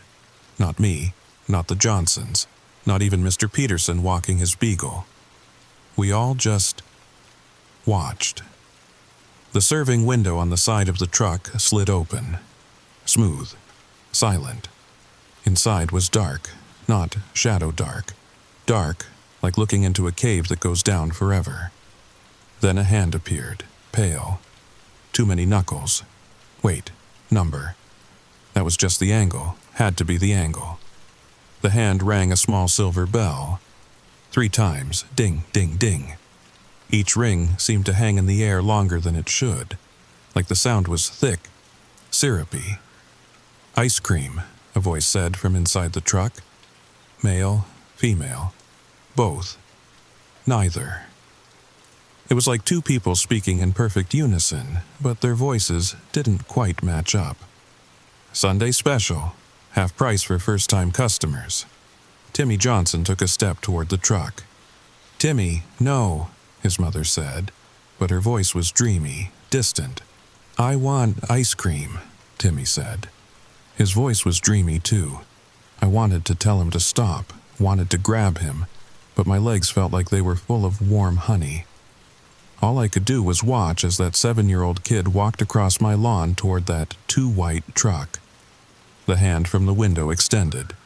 In it was a popsicle, orange, but the orange was moving, swirling, like looking at Jupiter through a telescope. "Free sample," the voice said. "For the brave boy." Timmy reached for it, and that's when Mr. Peterson's beagle started howling, not barking, howling, like something was hurting it. The sound snapped something in all of us. Mrs. Johnson ran forward, grabbed Timmy, pulled him back. The hand withdrew into the darkness. The window slid shut. The music started again. That sick Yankee doodle. The truck rolled forward, slow, steady, like nothing had happened. We watched it go all the way to the end of Maple Street. It turned left onto Oak Avenue and disappeared. Nobody talked about it. Not that day. We all just went inside, locked our doors, even though it was still bright and sunny and only 4 in the afternoon. That night, I couldn't sleep, kept thinking about that hand, counting the knuckles. 4. There had been 4 knuckles on each finger, I was sure of it. People have 4 knuckles on each finger, right? Right? The next Sunday, I was ready. I'd spent the whole week trying to convince myself I'd imagined things. Stress from work. Too much caffeine. But then I'd run into Mrs. Johnson at the grocery store and she'd looked at me with these hollow eyes and whispered, "You heard it too, didn't you?" The music. So when Sunday came, I sat on my porch at 3:30, watched, waited. 3:47. The music started. This time it was Pop Goes the Weasel. But the pop never came. The melody would build and build, reaching that moment where the weasel should pop, and then it would just loop back to the beginning. Over and over, building tension that never released. The truck appeared at the end of Maple Street. Same pristine white. Same dark windshield. Same impossible menu with its too bright, too wrong colors. But this time, I noticed something else. The license plate. It wasn't from Minnesota. Wasn't from any state I recognized. Just symbols that hurt to look at directly, like trying to read in a dream. The truck stopped in front of the Thompson house, 3 doors down from mine. Old Mr. Thompson had lived alone since his wife died 2 years ago. He came out onto his porch, moving like a sleepwalker. The window opened. That same dark portal. "Ice cream," the voice said. Voices, whatever it was. "Sunday special, you look like you could use something sweet, Harold." It knew his name. Mr. Thompson walked toward the truck. I tried to call out, but my throat felt full of cotton. Could only watch as he reached the window. The hand appeared. 4 knuckles. I counted again. Definitely 4. This time it held a cone, soft serve, vanilla. But the vanilla was moving, breathing, pulsing like a heartbeat. "Your wife's favorite," the voice said. "She misses you, Harold. She wants you to taste it." Mr. Thompson's hand shook as he reached for the cone. A car alarm went off down the street. Loud, piercing. Mr. Thompson jerked back like he'd been slapped, blinked, looked confused. The hand withdrew. The window closed. The truck moved on. I found out later that Mr. Thompson had no memory of going outside. Last thing he remembered was sitting in his recliner watching a baseball game. The third Sunday, half the neighborhood was watching. We'd all talked by then, shared our experiences in hushed voices over back fences and in the cereal aisle at Target. The truck came at 3:47 exactly. This time, playing Mary had a little lamb. But Mary's lamb sounded like it was screaming. The truck stopped at the Martinez house. They had 3 kids, 8, 10, and 13. We all watched. Some of us had our phones out trying to record, but you know what? Check this yourself if you don't believe me. The videos showed nothing, just an empty street. The photos, blank, like the truck wasn't there at all. The Martinez kids pressed against their living room window, faces pale. Their parents stood behind them, hands on their shoulders, holding them back. The truck waited for 5 full minutes, engine idling. That screaming lamb song playing on repeat. Then it moved on. That night, every dog in the neighborhood barked until dawn. The 4th Sunday. The 4th Sunday was when things changed. I need you to understand something. Cedar Heights isn't a big place. Maybe 3,000 people. We know each other. We look out for each other. So when Jenny Chen didn't show up for her shift at the library on Monday, people noticed. She lived alone in the blue house on the corner of Maple and 3rd. 23 years old. Just out of college. Sweet kid who ran the children's reading program every Tuesday. The last anyone saw her was Sunday afternoon. 3:47. Her neighbor, Mrs. Kowalski, told the police she'd seen Jenny outside when the ice cream truck came. Said Jenny had walked right up to it. Bought something. A snow cone, she thought.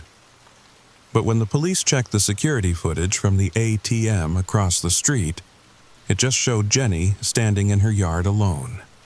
Standing still for 10 minutes, then walking back inside. They found her Tuesday morning. She was in her bedroom, sitting in a chair, facing the window, eyes open, still breathing, still alive. But not there, you know. Like someone had reached inside and scooped out everything that made her Jenny. The doctors couldn't find anything wrong with her. No drugs in her system, no head trauma, no stroke. She just wasn't home anymore. She'd blink, she'd breathe. If you fed her, she'd swallow. But Jenny was gone. But here's what the doctors didn't report. What I found out when I snuck into the hospital pretending to be her cousin. Jenny's body temperature was exactly 73 degrees, not 98.6. 73, the same temperature as a freezer that's been unplugged for a few hours. And when she breathed, the air that came out was visible, like winter breath in the middle of July. In a heated hospital room. The nurses had started putting extra blankets on her, not because she was shivering. She never shivered. But because being near her made them cold. Being near her made their teeth chatter and their fingers numb, like standing next to an open freezer. That's when I started keeping a journal, writing down everything. The time, the music, which houses it stopped at. I mapped it out, trying to find a pattern.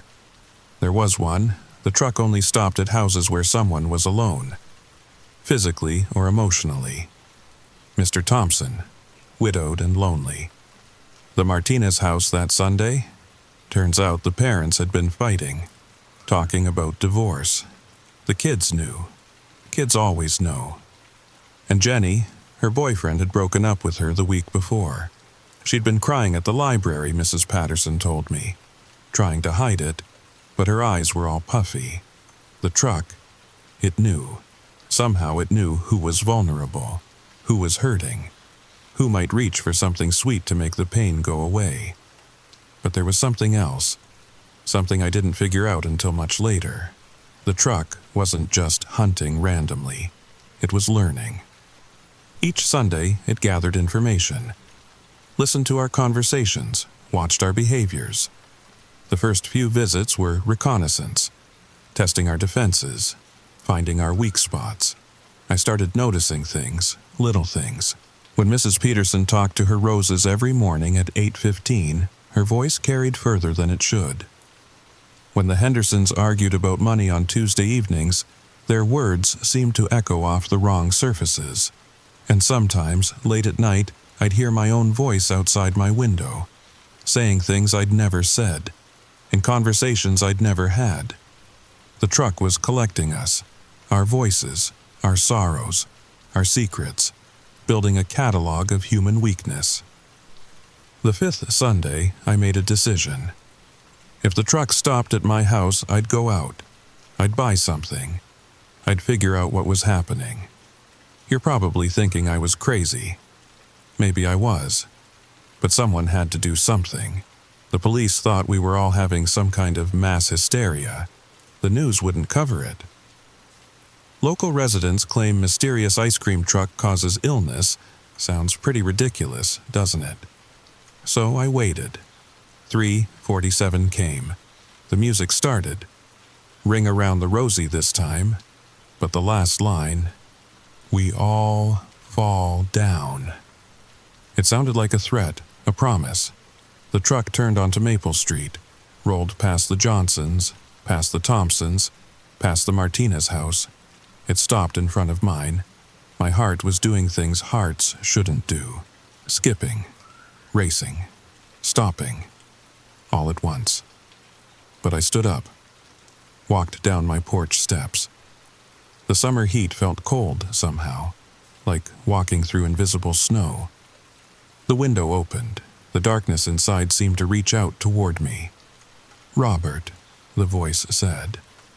My name in that horrible harmony. You've been watching us. Yes, I said. My voice came out steadier than I felt. Curious Robert. Lonely Robert. Your wife left last year, didn't she? Took your daughter. Moved to Portland. I didn't answer. Couldn't. How did it know that? The hand appeared. 4 knuckles, pale as paper. This time it held a sundae. 3 scoops, chocolate, vanilla, strawberry. But the scoops were perfect spheres, too perfect, like someone had used a compass to draw them. And they weren't melting. It was 92 degrees and the ice cream wasn't melting. This will help, the voice said. Make the loneliness taste sweeter. Make the memories softer. Take a bite, Robert, just 1 bite. I reached out. My hand moved without my permission, like someone else was controlling it. My fingers were inches from the sundae when I saw something in the darkness behind the hand. Eyes, dozens of them, all different sizes, all looking at me, all blinking in unison. I jerked back. What are you? The hand tilted, like a dog hearing a strange noise. We're the Sunday service. We bring sweetness to bitter lives. We take the pain away. You took Jenny away. Jenny chose sweetness over sorrow. She's happy now. Somewhere else. Somewhere better. Don't you want to be happy, Robert? I did. God help me, I did. The Sunday smelled like birthday parties and Christmas morning and my daughter's laughter all mixed together. 1 bite. What could 1 bite hurt? But then I heard it. Behind the wrong music. Behind the idling engine. Crying. Soft, distant. Like someone at the bottom of a well. It sounded like Jenny. No, I said, took another step back. No, I don't want your ice cream. The hand withdrew slowly. The window started to close, but just before it shut completely, the voice said something that still wakes me up at night. You'll change your mind, Robert. Everyone does. We'll save you a special flavor, for when you're ready, for when the loneliness gets too heavy. We're patient. We have all the Sundays in the world. The truck rolled away. The music faded. But the crying. I heard the crying for hours afterward, even with my windows closed, even with my TV turned up loud, even with my hands pressed over my ears. That week, I couldn't let it go. I drove to the library where Jenny used to work, talked to her coworkers, tried to piece together her last normal day. What I found made my blood run cold. The children's librarian, Mrs. Patterson, told me something strange. The Tuesday before Jenny disappeared, she'd been organizing the children's section when she noticed something odd. All the picture books about ice cream had been moved, not randomly, deliberately. They'd been arranged in a specific pattern on the floor, a circle, and in the center of that circle, someone had left a single vanilla wafer, crushed to powder. Jenny was so upset, Mrs. Patterson said, not because of the mess, because she said the pattern looked familiar, like something from a dream she couldn't quite remember. I asked to see the security footage from that Tuesday. The head librarian was reluctant, but I convinced her it might be important for understanding Jenny's state of mind. What I saw on that grainy recording still gives me nightmares.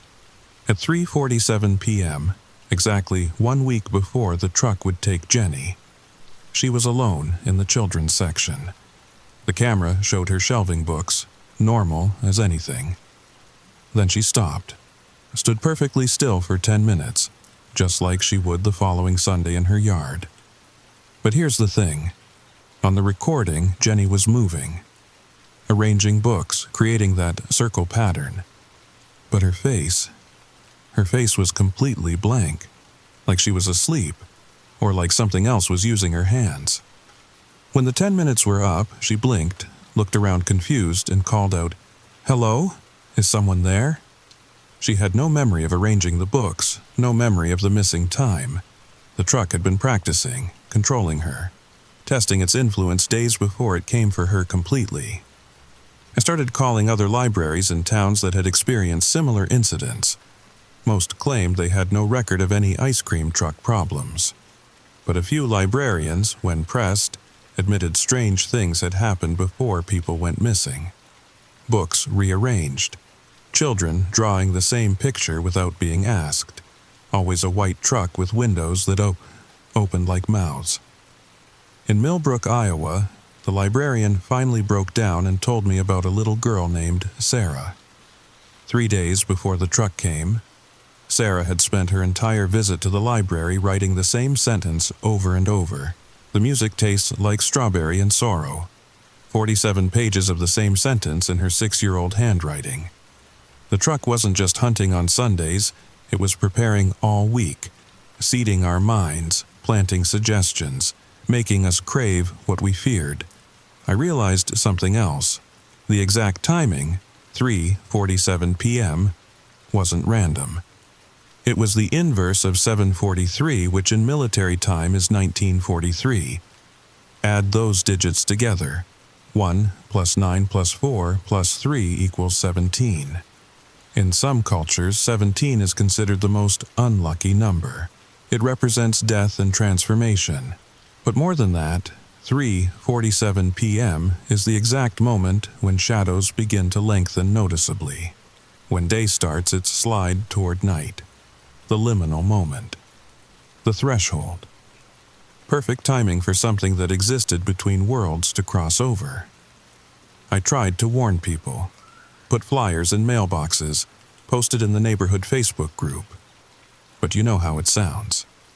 Evil ice cream truck stealing souls isn't exactly something people take seriously, but they started noticing when more people disappeared. Not disappeared exactly. They were still here, walking around, going to work, buying groceries, but they were empty. Like Jenny, like mannequins pretending to be human. By the 8th Sunday, 12 people had bought ice cream. 12 people had chosen sweetness over sorrow. 12 people had gone somewhere else, somewhere better. Or so the truck claimed. I spent those weeks researching, found old newspaper articles from other towns. Similar stories going back decades. Always summer, always Sundays. Always ice cream trucks with music that wasn't quite right. The towns were scattered across the country. No pattern to the locations. But the stories all ended the same way. People empty, people gone. Then nothing. No follow-up articles. Like everyone just forgot. I called one of the towns, Millbrook, Iowa. Asked about the ice cream truck incidents from 1987. "What ice cream truck?" the librarian asked. "We've never had any problems with ice cream trucks here." But the articles were real. I had copies. 13 people in Millbrook had been hospitalized in a catatonic state after buying ice cream from a mysterious Sunday truck. It was front-page news. Then, nothing. Like it had been erased, or like everyone had agreed to forget. The 9th Sunday was different. The truck came early, 2:47 instead of 3:47. The music was all the songs at once, Yankee Doodle and Pop Goes the Weasel and Mary Had a Little Lamb all playing together. The discord made my teeth ache, made my bones vibrate. It stopped at every house, every single house. The windows opened, all of them. Not just the serving window. Windows that shouldn't exist. Windows on the roof, on the hood, underneath. All opening onto that same darkness. Hands reached out, dozens of hands. All pale, all with too many knuckles, all holding different frozen treats. Popsicles that glowed. Ice cream sandwiches that whispered. Cones that dripped upward. "Last chance," the voice said. Voices. So many voices now, a choir of wrong harmonies. Summer's ending. We're moving on. Last chance for sweetness. Last chance to escape.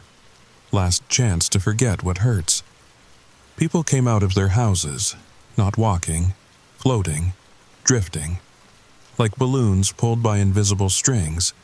The Johnsons, Mr. Thompson, the Martinez family, even Mrs. Kowalski with her 3 cats following behind her, their eyes reflecting light that wasn't there. I ran outside, tried to grab Mrs. Johnson. My hand went right through her arm. Like she wasn't solid anymore, or like I wasn't. "Don't!" I shouted. "Don't take it! Fight it!" But they couldn't hear me, or didn't want to. One by one they reached the truck. One by one they took the offered treats. One by one they bit, licked, swallowed, and one by one they smiled. Real smiles, genuine smiles. The first real smiles I'd seen on some of their faces in months. Then they walked back to their houses, went inside, closed their doors. The truck turned to me. All those windows, all those hands, all reaching, offering, tempting. "Robert," every voice said at once. "Only you left. Only you resisting. Why do you choose pain?" "Because pain means I'm still human," I said. "Human is overrated. Human hurts. We can make you better. We can make you perfect. We can make you happy." The hands stretched toward me. Impossibly long now. The ice cream smells got stronger. Not just birthday cake and Christmas, but my wedding day. My daughter's first word.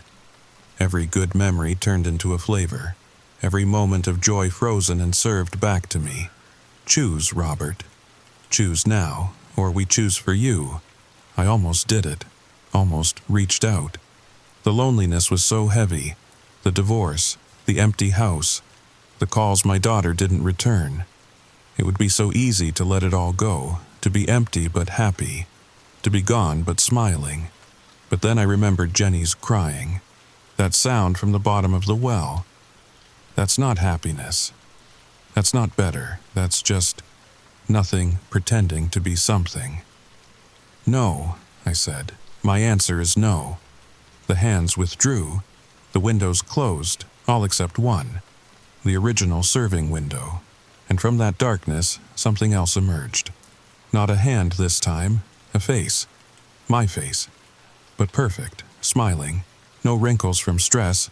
No bags under the eyes from sleepless nights. No gray in the hair. Me. But better. Me but happy. Me but empty. "This is what you're refusing," my perfect self said. "This is what you could be." "That's not me," I said. "That's just an echo. A photograph. A lie." My perfect self stopped smiling. "Then stay in your pain, Robert. Stay in your bitter world. But know this, we'll be back.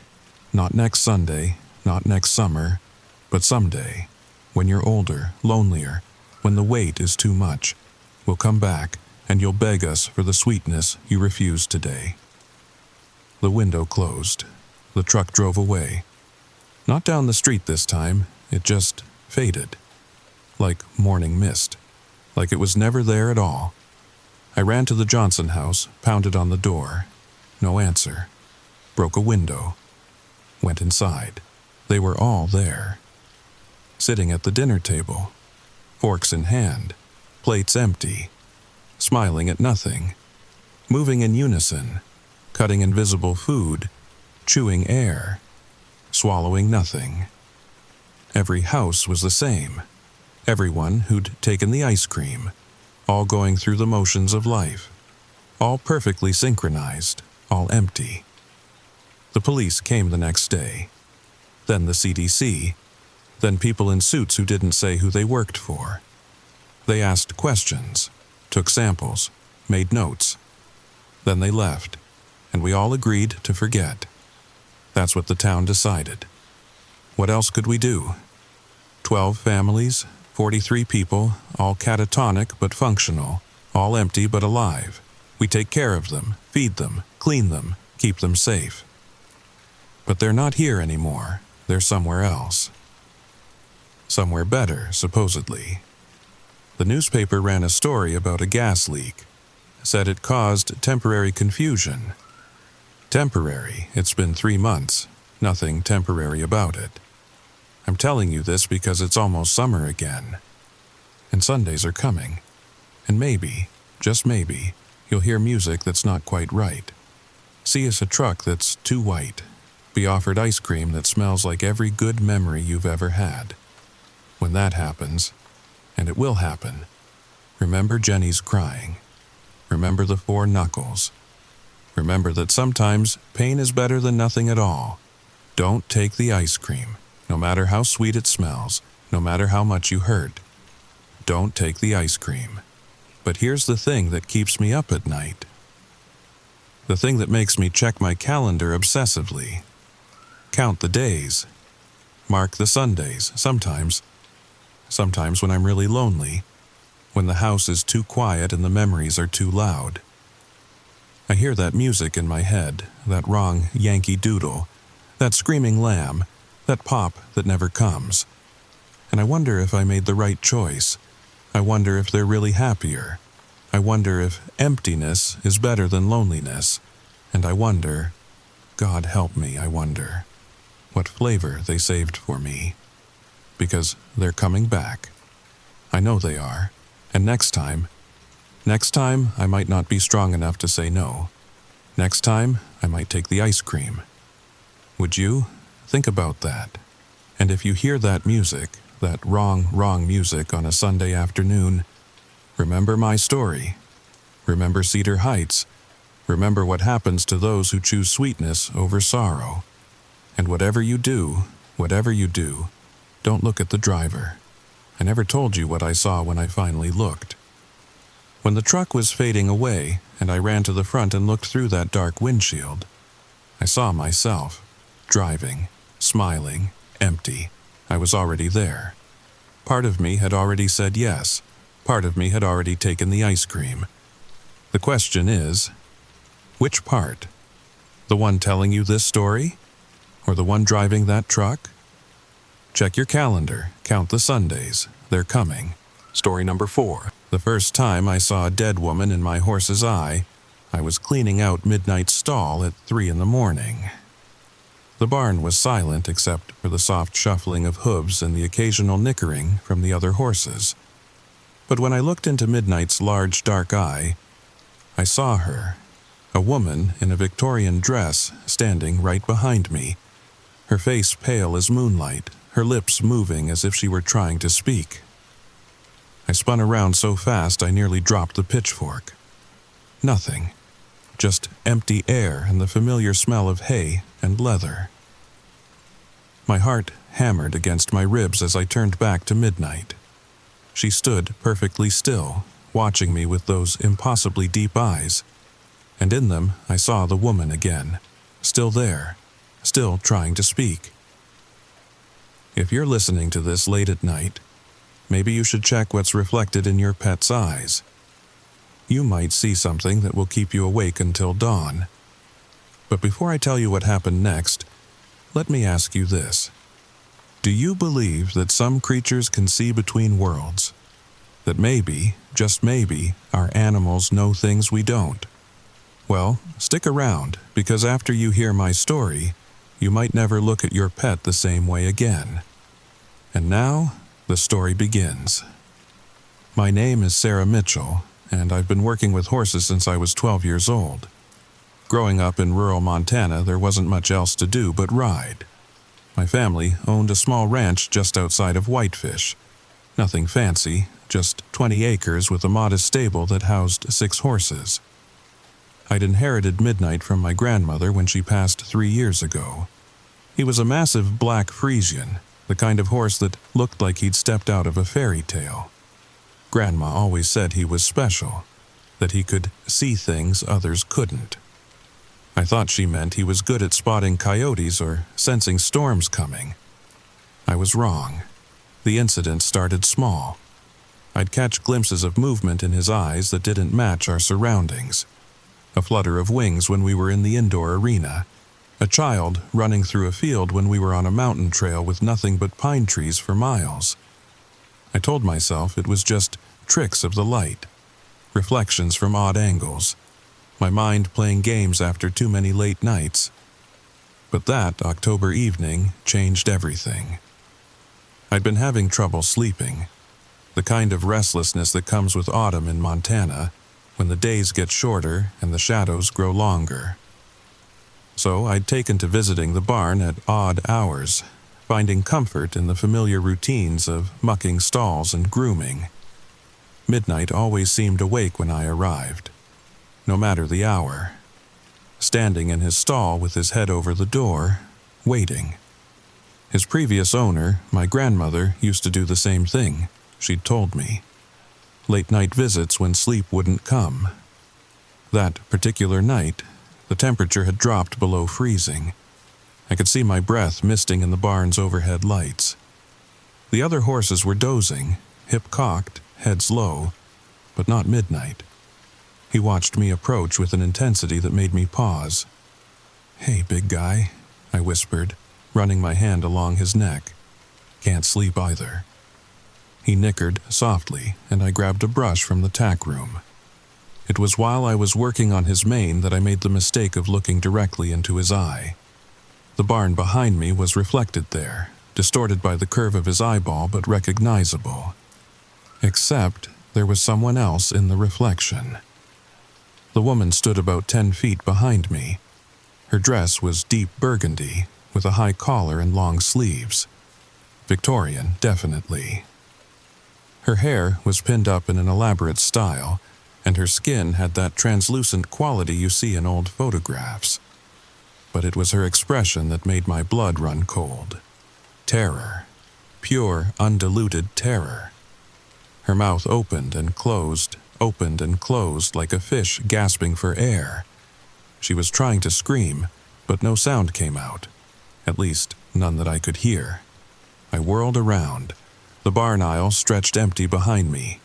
Just the familiar row of stalls, the concrete floor scattered with bits of hay. The only sounds were the normal nighttime barn noises. A horse shifting its weight, the automatic waterers refilling, the old building settling. My hands shook as I turned back to Midnight. The woman was still there in his eye, still mouthing her silent scream, but now she was pointing. Her ghostly finger aimed at something beyond the reflection's frame. "What?" I breathed. "What are you trying to tell me?" Midnight's ear flicked back, as if he were listening to something I couldn't hear. Then he turned his head, slowly, deliberately, until he was looking at the far corner of the barn. The corner where we stored the old equipment from my grandmother's time. I'd been meaning to clean it out for months. Ancient saddles growing moldy. Bridles with cracked leather. Blankets that mice had gotten into. But something had always stopped me. Some reluctance I couldn't name. Now, following Midnight's gaze, I felt that reluctance crystallize into dread. I stood frozen for what felt like hours, but was probably only seconds. The rational part of my brain screamed at me to leave, to go back to the house, lock the doors, and pretend this never happened. But another part, a deeper part, knew I couldn't. Whatever was happening, whatever midnight was showing me, it had something to do with my grandmother. And if there was even a chance she was trying to communicate with me somehow, I had to know. I walked to the storage corner on legs that felt like jelly. The floorboards creaked under my feet, a sound I'd never noticed before. Funny how fear sharpens some senses while dulling others. I could hear every tiny noise, but my vision seemed to tunnel, focusing only on that dark corner. The equipment was covered in a thick layer of dust and cobwebs. I pulled aside an old saddle blanket, disturbing a spider that scuttled away into the shadows. Behind it was a trunk I didn't remember seeing before. Small, maybe 2 feet by 3 feet, the kind travelers used to use in the early 1900s. My fingers trembled as I worked the rusty latches. They protested with a squeal that made me glance back at midnight.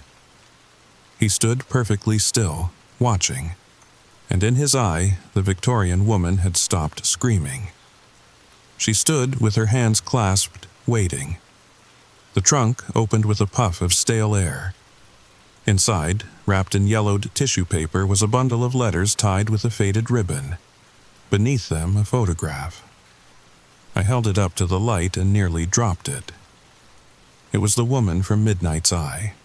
The photograph was old, sepia-toned, with that stiff quality all Victorian portraits had, but there was no mistaking her. The same elaborate hairstyle, the same high-collared dress, the same beautiful, terrified face. On the back, in spidery handwriting, Eleanor Whitman, 1889. May God forgive us all. Eleanor Whitman. The name tickled something in my memory. Where had I heard it before? I picked up the bundle of letters. The paper was brittle, threatening to crumble at my touch. The top one was addressed to my dearest Catherine. Catherine was my great-great-grandmother's name. With infinite care, I unfolded the letter. My dearest Catherine, it began. By the time you read this, I will be gone. What we have done cannot be undone, but perhaps it can be forgotten. The horse knows. He has always known. His eyes see what ours cannot, and I fear what they will reveal. My mouth went dry. I glanced back at Midnight. He hadn't moved, but something in his posture had changed. He seemed protective somehow, like he was standing guard. I read on. The money is buried beneath the old oak, as we agreed. Blood money, Thomas called it, and he was right. But what choice did we have? The ranch would have been lost. Our children would have starved. Still, I see her face every night. Young Eleanor, who trusted us, who came to us for help. The letter slipped from my numb fingers. Blood money, murder. My family's ranch built on... I couldn't finish the thought. I picked up another letter. This one in different handwriting. Masculine. Harsh. The deed is done. The girl will trouble us no more. John Whitman suspects nothing. Thinks his daughter ran off with that traveling salesman. Let him think it. The horse saw everything, but horses can't talk. Though sometimes, the way that black devil looks at me... Black devil. They were talking about Midnight's ancestor. The Frisian line my grandmother had bred for generations. Always black. Always watching with those strange, knowing eyes. I was so absorbed in the letters that I almost missed the sound. Footsteps. Slow, measured. Coming from the barn aisle, but when I looked up, the aisle was empty. The footsteps continued, getting closer. The sound of boots on concrete, but there were no boots, no feet, nothing. Then I saw them. In Midnight's Eye, not just Eleanor now, others. Men and women in period dress, all walking down the barn aisle, all looking directly at me. Their faces were grim, accusing, and I recognized some of them from old family photos. My ancestors, the ones who'd built this ranch, the ones who'd built it with blood money. The temperature in the barn plummeted.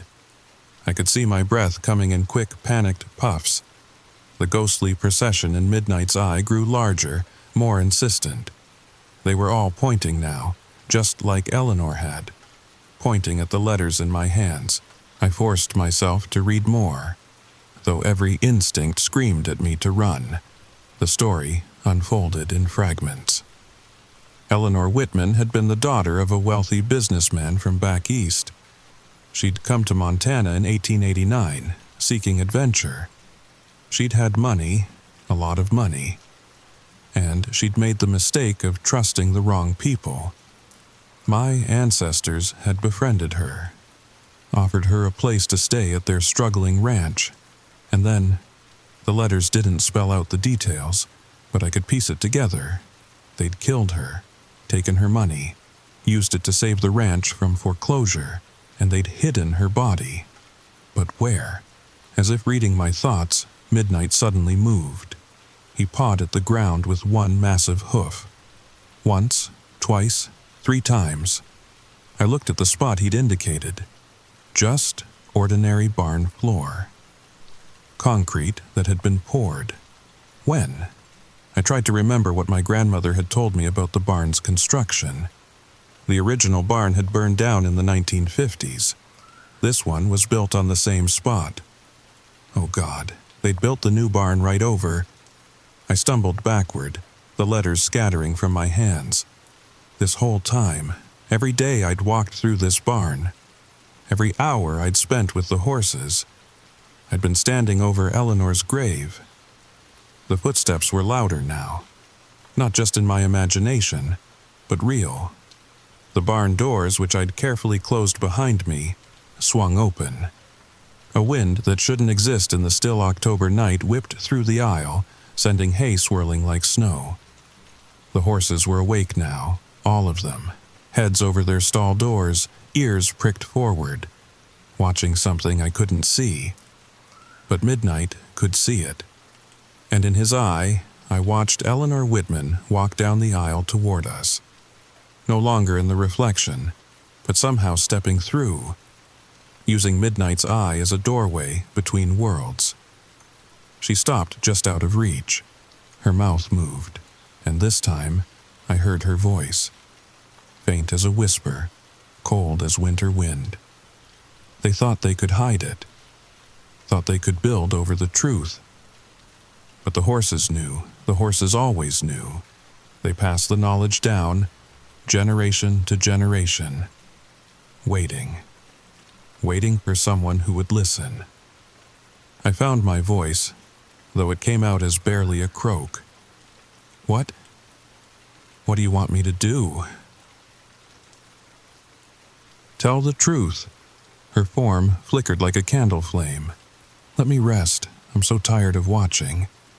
So tired of waiting. Your grandmother knew. She tried to make amends in her own way, breeding the horses, keeping the line alive, keeping the witnesses. But how? I whispered. It was over 100 years ago. Everyone involved is dead. Eleanor's ghostly features twisted into something that might have been a smile. The dead don't rest when justice is denied, and the living can't prosper on foundations of blood. Your family has paid, generation after generation. Bad luck, early deaths, tragedy after tragedy. All because of what was done to me. She was right. I thought about our family history. My grandfather, thrown from a horse at 35. My uncle, drowned in Flathead Lake. My cousin, killed in a car accident on a clear summer day. My grandmother, the only one who'd lived to old age, and she'd spent her last years talking to horses and seeing things that weren't there. Or were they? The truth sets everyone free, Eleanor continued. The living and the dead. Tell my story. Let the world know what happened. And I'll go. We'll all go. and your family can finally heal. The wind died as suddenly as it had started. The barn fell silent except for the restless movement of horses. And in midnight's eye, Eleanor Whitman faded like morning mist. But I knew she wasn't gone. Not yet. Not until I did what she asked. I spent the rest of the night in the barn, unable to leave, unable to look away from midnight's watchful eyes. As dawn broke through the high windows, painting golden stripes across the dusty air, I'd made my decision. The truth had to come out. But how do you confess to a murder that happened over a century ago? How do you make amends for something your great-great-grandparents did? I started with research. The Whitefish Library had old newspapers on microfilm. I found the article from 1889. Eastern heiress disappears. Eleanor Whitman, 22, daughter of railroad magnate Charles Whitman, vanished while traveling through Montana Territory. Local ranchers report she left suddenly with a traveling merchant. Search ongoing, but there was no follow-up, no resolution. Eleanor Whitman had simply vanished from history. Until now, I contacted the Historical Society, told them I'd found some old letters while cleaning out my grandmother's things. I didn't mention the ghosts, didn't talk about what I'd seen in Midnight's eyes, just said I'd discovered evidence of a possible crime from the 1880s. They were interested, very interested. Historians live for this kind of discovery. While they worked on verifying the letters, I made my own plans. I hired a company that specialized in ground-penetrating radar. Told them I was looking for old foundations, planning some renovations. They found the anomaly right where Midnight had pawed, about 6 feet down, right beneath the spot where I'd stood 1,000 times. The excavation was delicate, respectful. When they found the bones, wrapped in what remained of a burgundy dress, I wasn't surprised. Eleanor looked exactly as she had in life. Or death, I suppose. The news made headlines. 130-year-old mystery solved. Missing heiress found beneath Montana barn. The story went viral. Everyone loves a good historical murder mystery. But for me, it wasn't about the media attention. It was about keeping a promise. We held a proper funeral for Eleanor. I used part of my savings to buy her a beautiful headstone. Eleanor Whitman, 1867 to 1889, truth sets us free. The whole town came. It was like laying to rest not just Eleanor but all the secrets and shadows that had haunted my family for generations. That night, I went back to the barn. The horses were calm, peaceful in a way I'd never seen before. And midnight, when I looked into his eyes, I saw only my own reflection. Just a tired woman with hay in her hair. Eleanor was gone. Really gone this time. But the story doesn't end there. See, once word got out about Midnight, about a horse whose eyes could see between worlds, people started coming. Not reporters or thrill seekers, but people with their own mysteries, their own lost loved ones, their own family secrets. They'd stand quietly beside Midnight's stall, looking into his eyes. Some saw nothing, but others saw what they needed to see. Messages from the other side, clues to old mysteries. Sometimes just a familiar face, letting them know that death wasn't the end. I never charged money. How could I? This wasn't a business, it was, I don't know. A calling, maybe. A service. Midnight seemed to understand. He was always patient, always gentle with the visitors, even when they cried, especially when they cried. About 6 months after Eleanor's funeral, something extraordinary happened. A woman named Maria Santos drove up from Billings with her teenage daughter, Rosa. Maria had heard about Midnight through the online forums that had sprung up after the news coverage. Her story was heartbreaking. Rosa had been born deaf, and 3 years ago, she'd started having vivid dreams about a woman who spoke to her in sign language. The woman claimed to be Rosa's great-grandmother, Isabella, who had died before Rosa was born. In the dreams, Isabella would teach Rosa signs that no one in the family knew, ancient Mexican signs that had been passed down through generations, but lost when Isabella died. When Rosa woke up, she would remember the signs perfectly. She'd show them to her mother, who would call her own grandmother in Mexico. Time and again, the elderly woman would gasp and confirm that yes, these were Isabella's signs, the ones she'd used as a child. But how could Rosa know them? Maria asked me, tears streaming down her face as we stood beside Midnight's stall. Isabella died when my mother was just 5 years old. These signs, they were forgotten, lost. No one alive knows them. I suggested they try looking into Midnight's eyes. Rosa approached the great black horse with the fearlessness that only teenagers possess. She placed her small hands on either side of his massive head and stared directly into his left eye. For a long moment, nothing happened. Then Rosa's hands began to move. She signed rapidly, fluently, her face lighting up with joy. Maria gasped, recognizing some of the gestures but not others. Rosa was having a conversation with someone only she could see. When it was over, Rosa turned to her mother with tears of happiness streaming down her face. She signed something and Maria translated for me.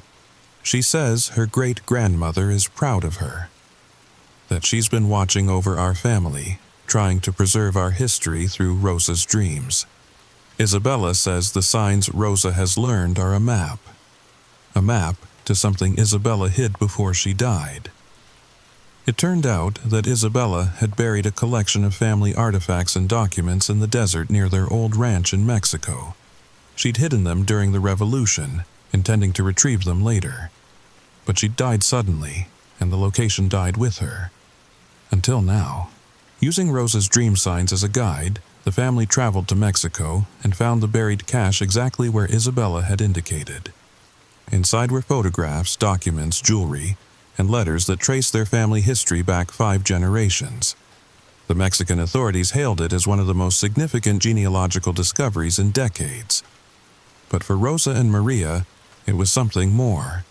It was proof that love transcends death, that family bonds stretch beyond the grave. After Rosa's visit, I started keeping detailed records of everyone who came to see Midnight. The stories were remarkably similar. Lost family members appearing in his eyes, providing closure, revealing secrets, sometimes even leading to tangible discoveries like Isabella's buried treasure. There was the widower whose deceased wife revealed the location of bonds he'd forgotten about, enough to pay for his cancer treatment. The young mother whose stillborn daughter appeared to tell her that her death wasn't the mother's fault, finally ending years of crushing guilt. The veteran whose fallen comrade showed him where they'd hidden a flag during their last mission, which became the centerpiece of a memorial ceremony. Each visit left me more convinced that Midnight wasn't unique. He was just the first one I'd noticed. I began testing the theory with the other horses on our ranch. Luna, a gray Arabian mare, seemed to specialize in showing people their own past lives. Visitors would look into her eyes and see themselves in different time periods, often explaining phobias or unexplained attractions they'd had since childhood. Thunder, our chestnut gelding, appeared to connect with people who'd lost pets. Dog lovers would see their deceased companions running in green fields reflected in his eyes. Cats would appear to purr silent messages to their grieving owners. But it wasn't just horses. I tested neighborhood dogs, cats, even a friend's parrot. About 1 in 10 animals seemed to have the ability to some degree. The older the animal, the stronger the gift seemed to be. I started researching the phenomenon online, reaching out to animal psychics, veterinarians, anyone who might have encountered something similar. Slowly, a network began to form. Other people who'd noticed strange things in their pets' eyes, other animals who seemed to see beyond the veil. Dr. Rebecca Chen was the first scientist to take my claims seriously. A veterinary ophthalmologist from UC Davis, She'd heard about midnight through a colleague and drove up to Montana to investigate. I expected skepticism, perhaps even ridicule. Instead, she spent 3 days studying Midnight's eyes with every piece of equipment she could transport. The structure is normal, she told me, reviewing her findings. Cornea, lens, retina, everything's exactly as it should be. But there's something else, something I can't explain. She showed me the photographs she'd taken of Midnight's retinas. See these patterns here? These neural pathways? They're not in any textbook I've ever read. It's like he has additional connections, extra pathways between his optic nerve and his brain. Dr. Chen arranged for Midnight to undergo an MRI at the veterinary hospital. The results were even more intriguing.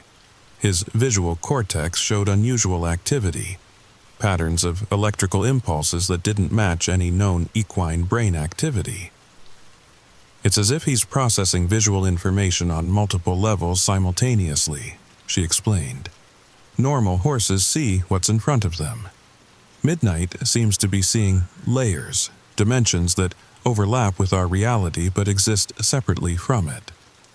More scientists came, neurologists, physicists, even a team from MIT studying quantum consciousness.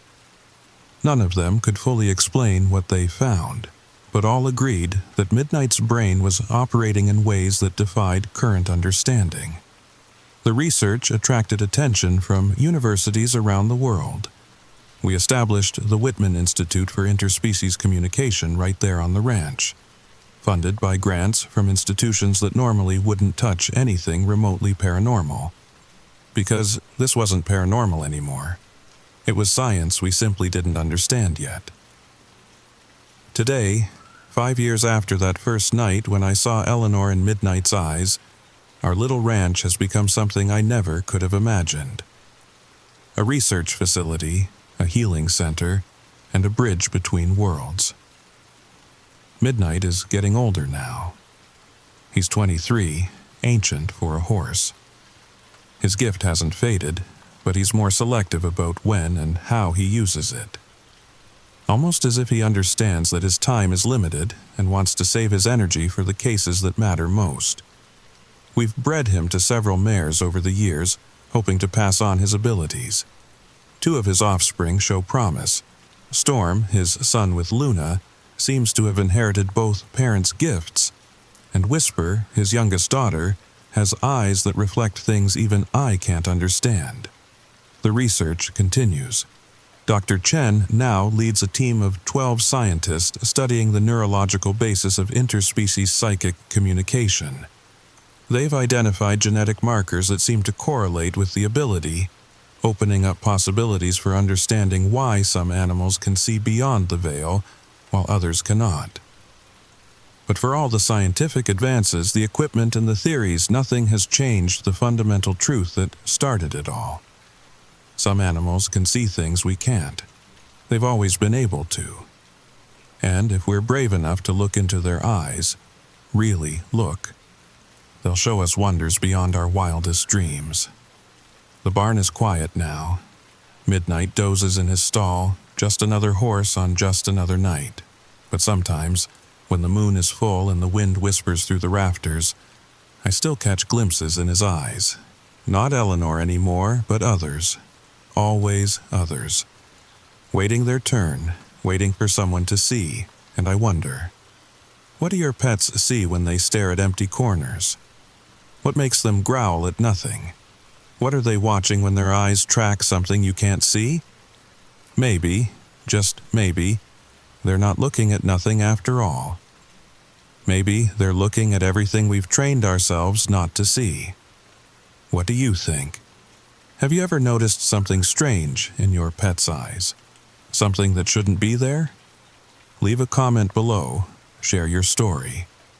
Because I have a feeling I'm not the only one who's seen things that aren't supposed to exist.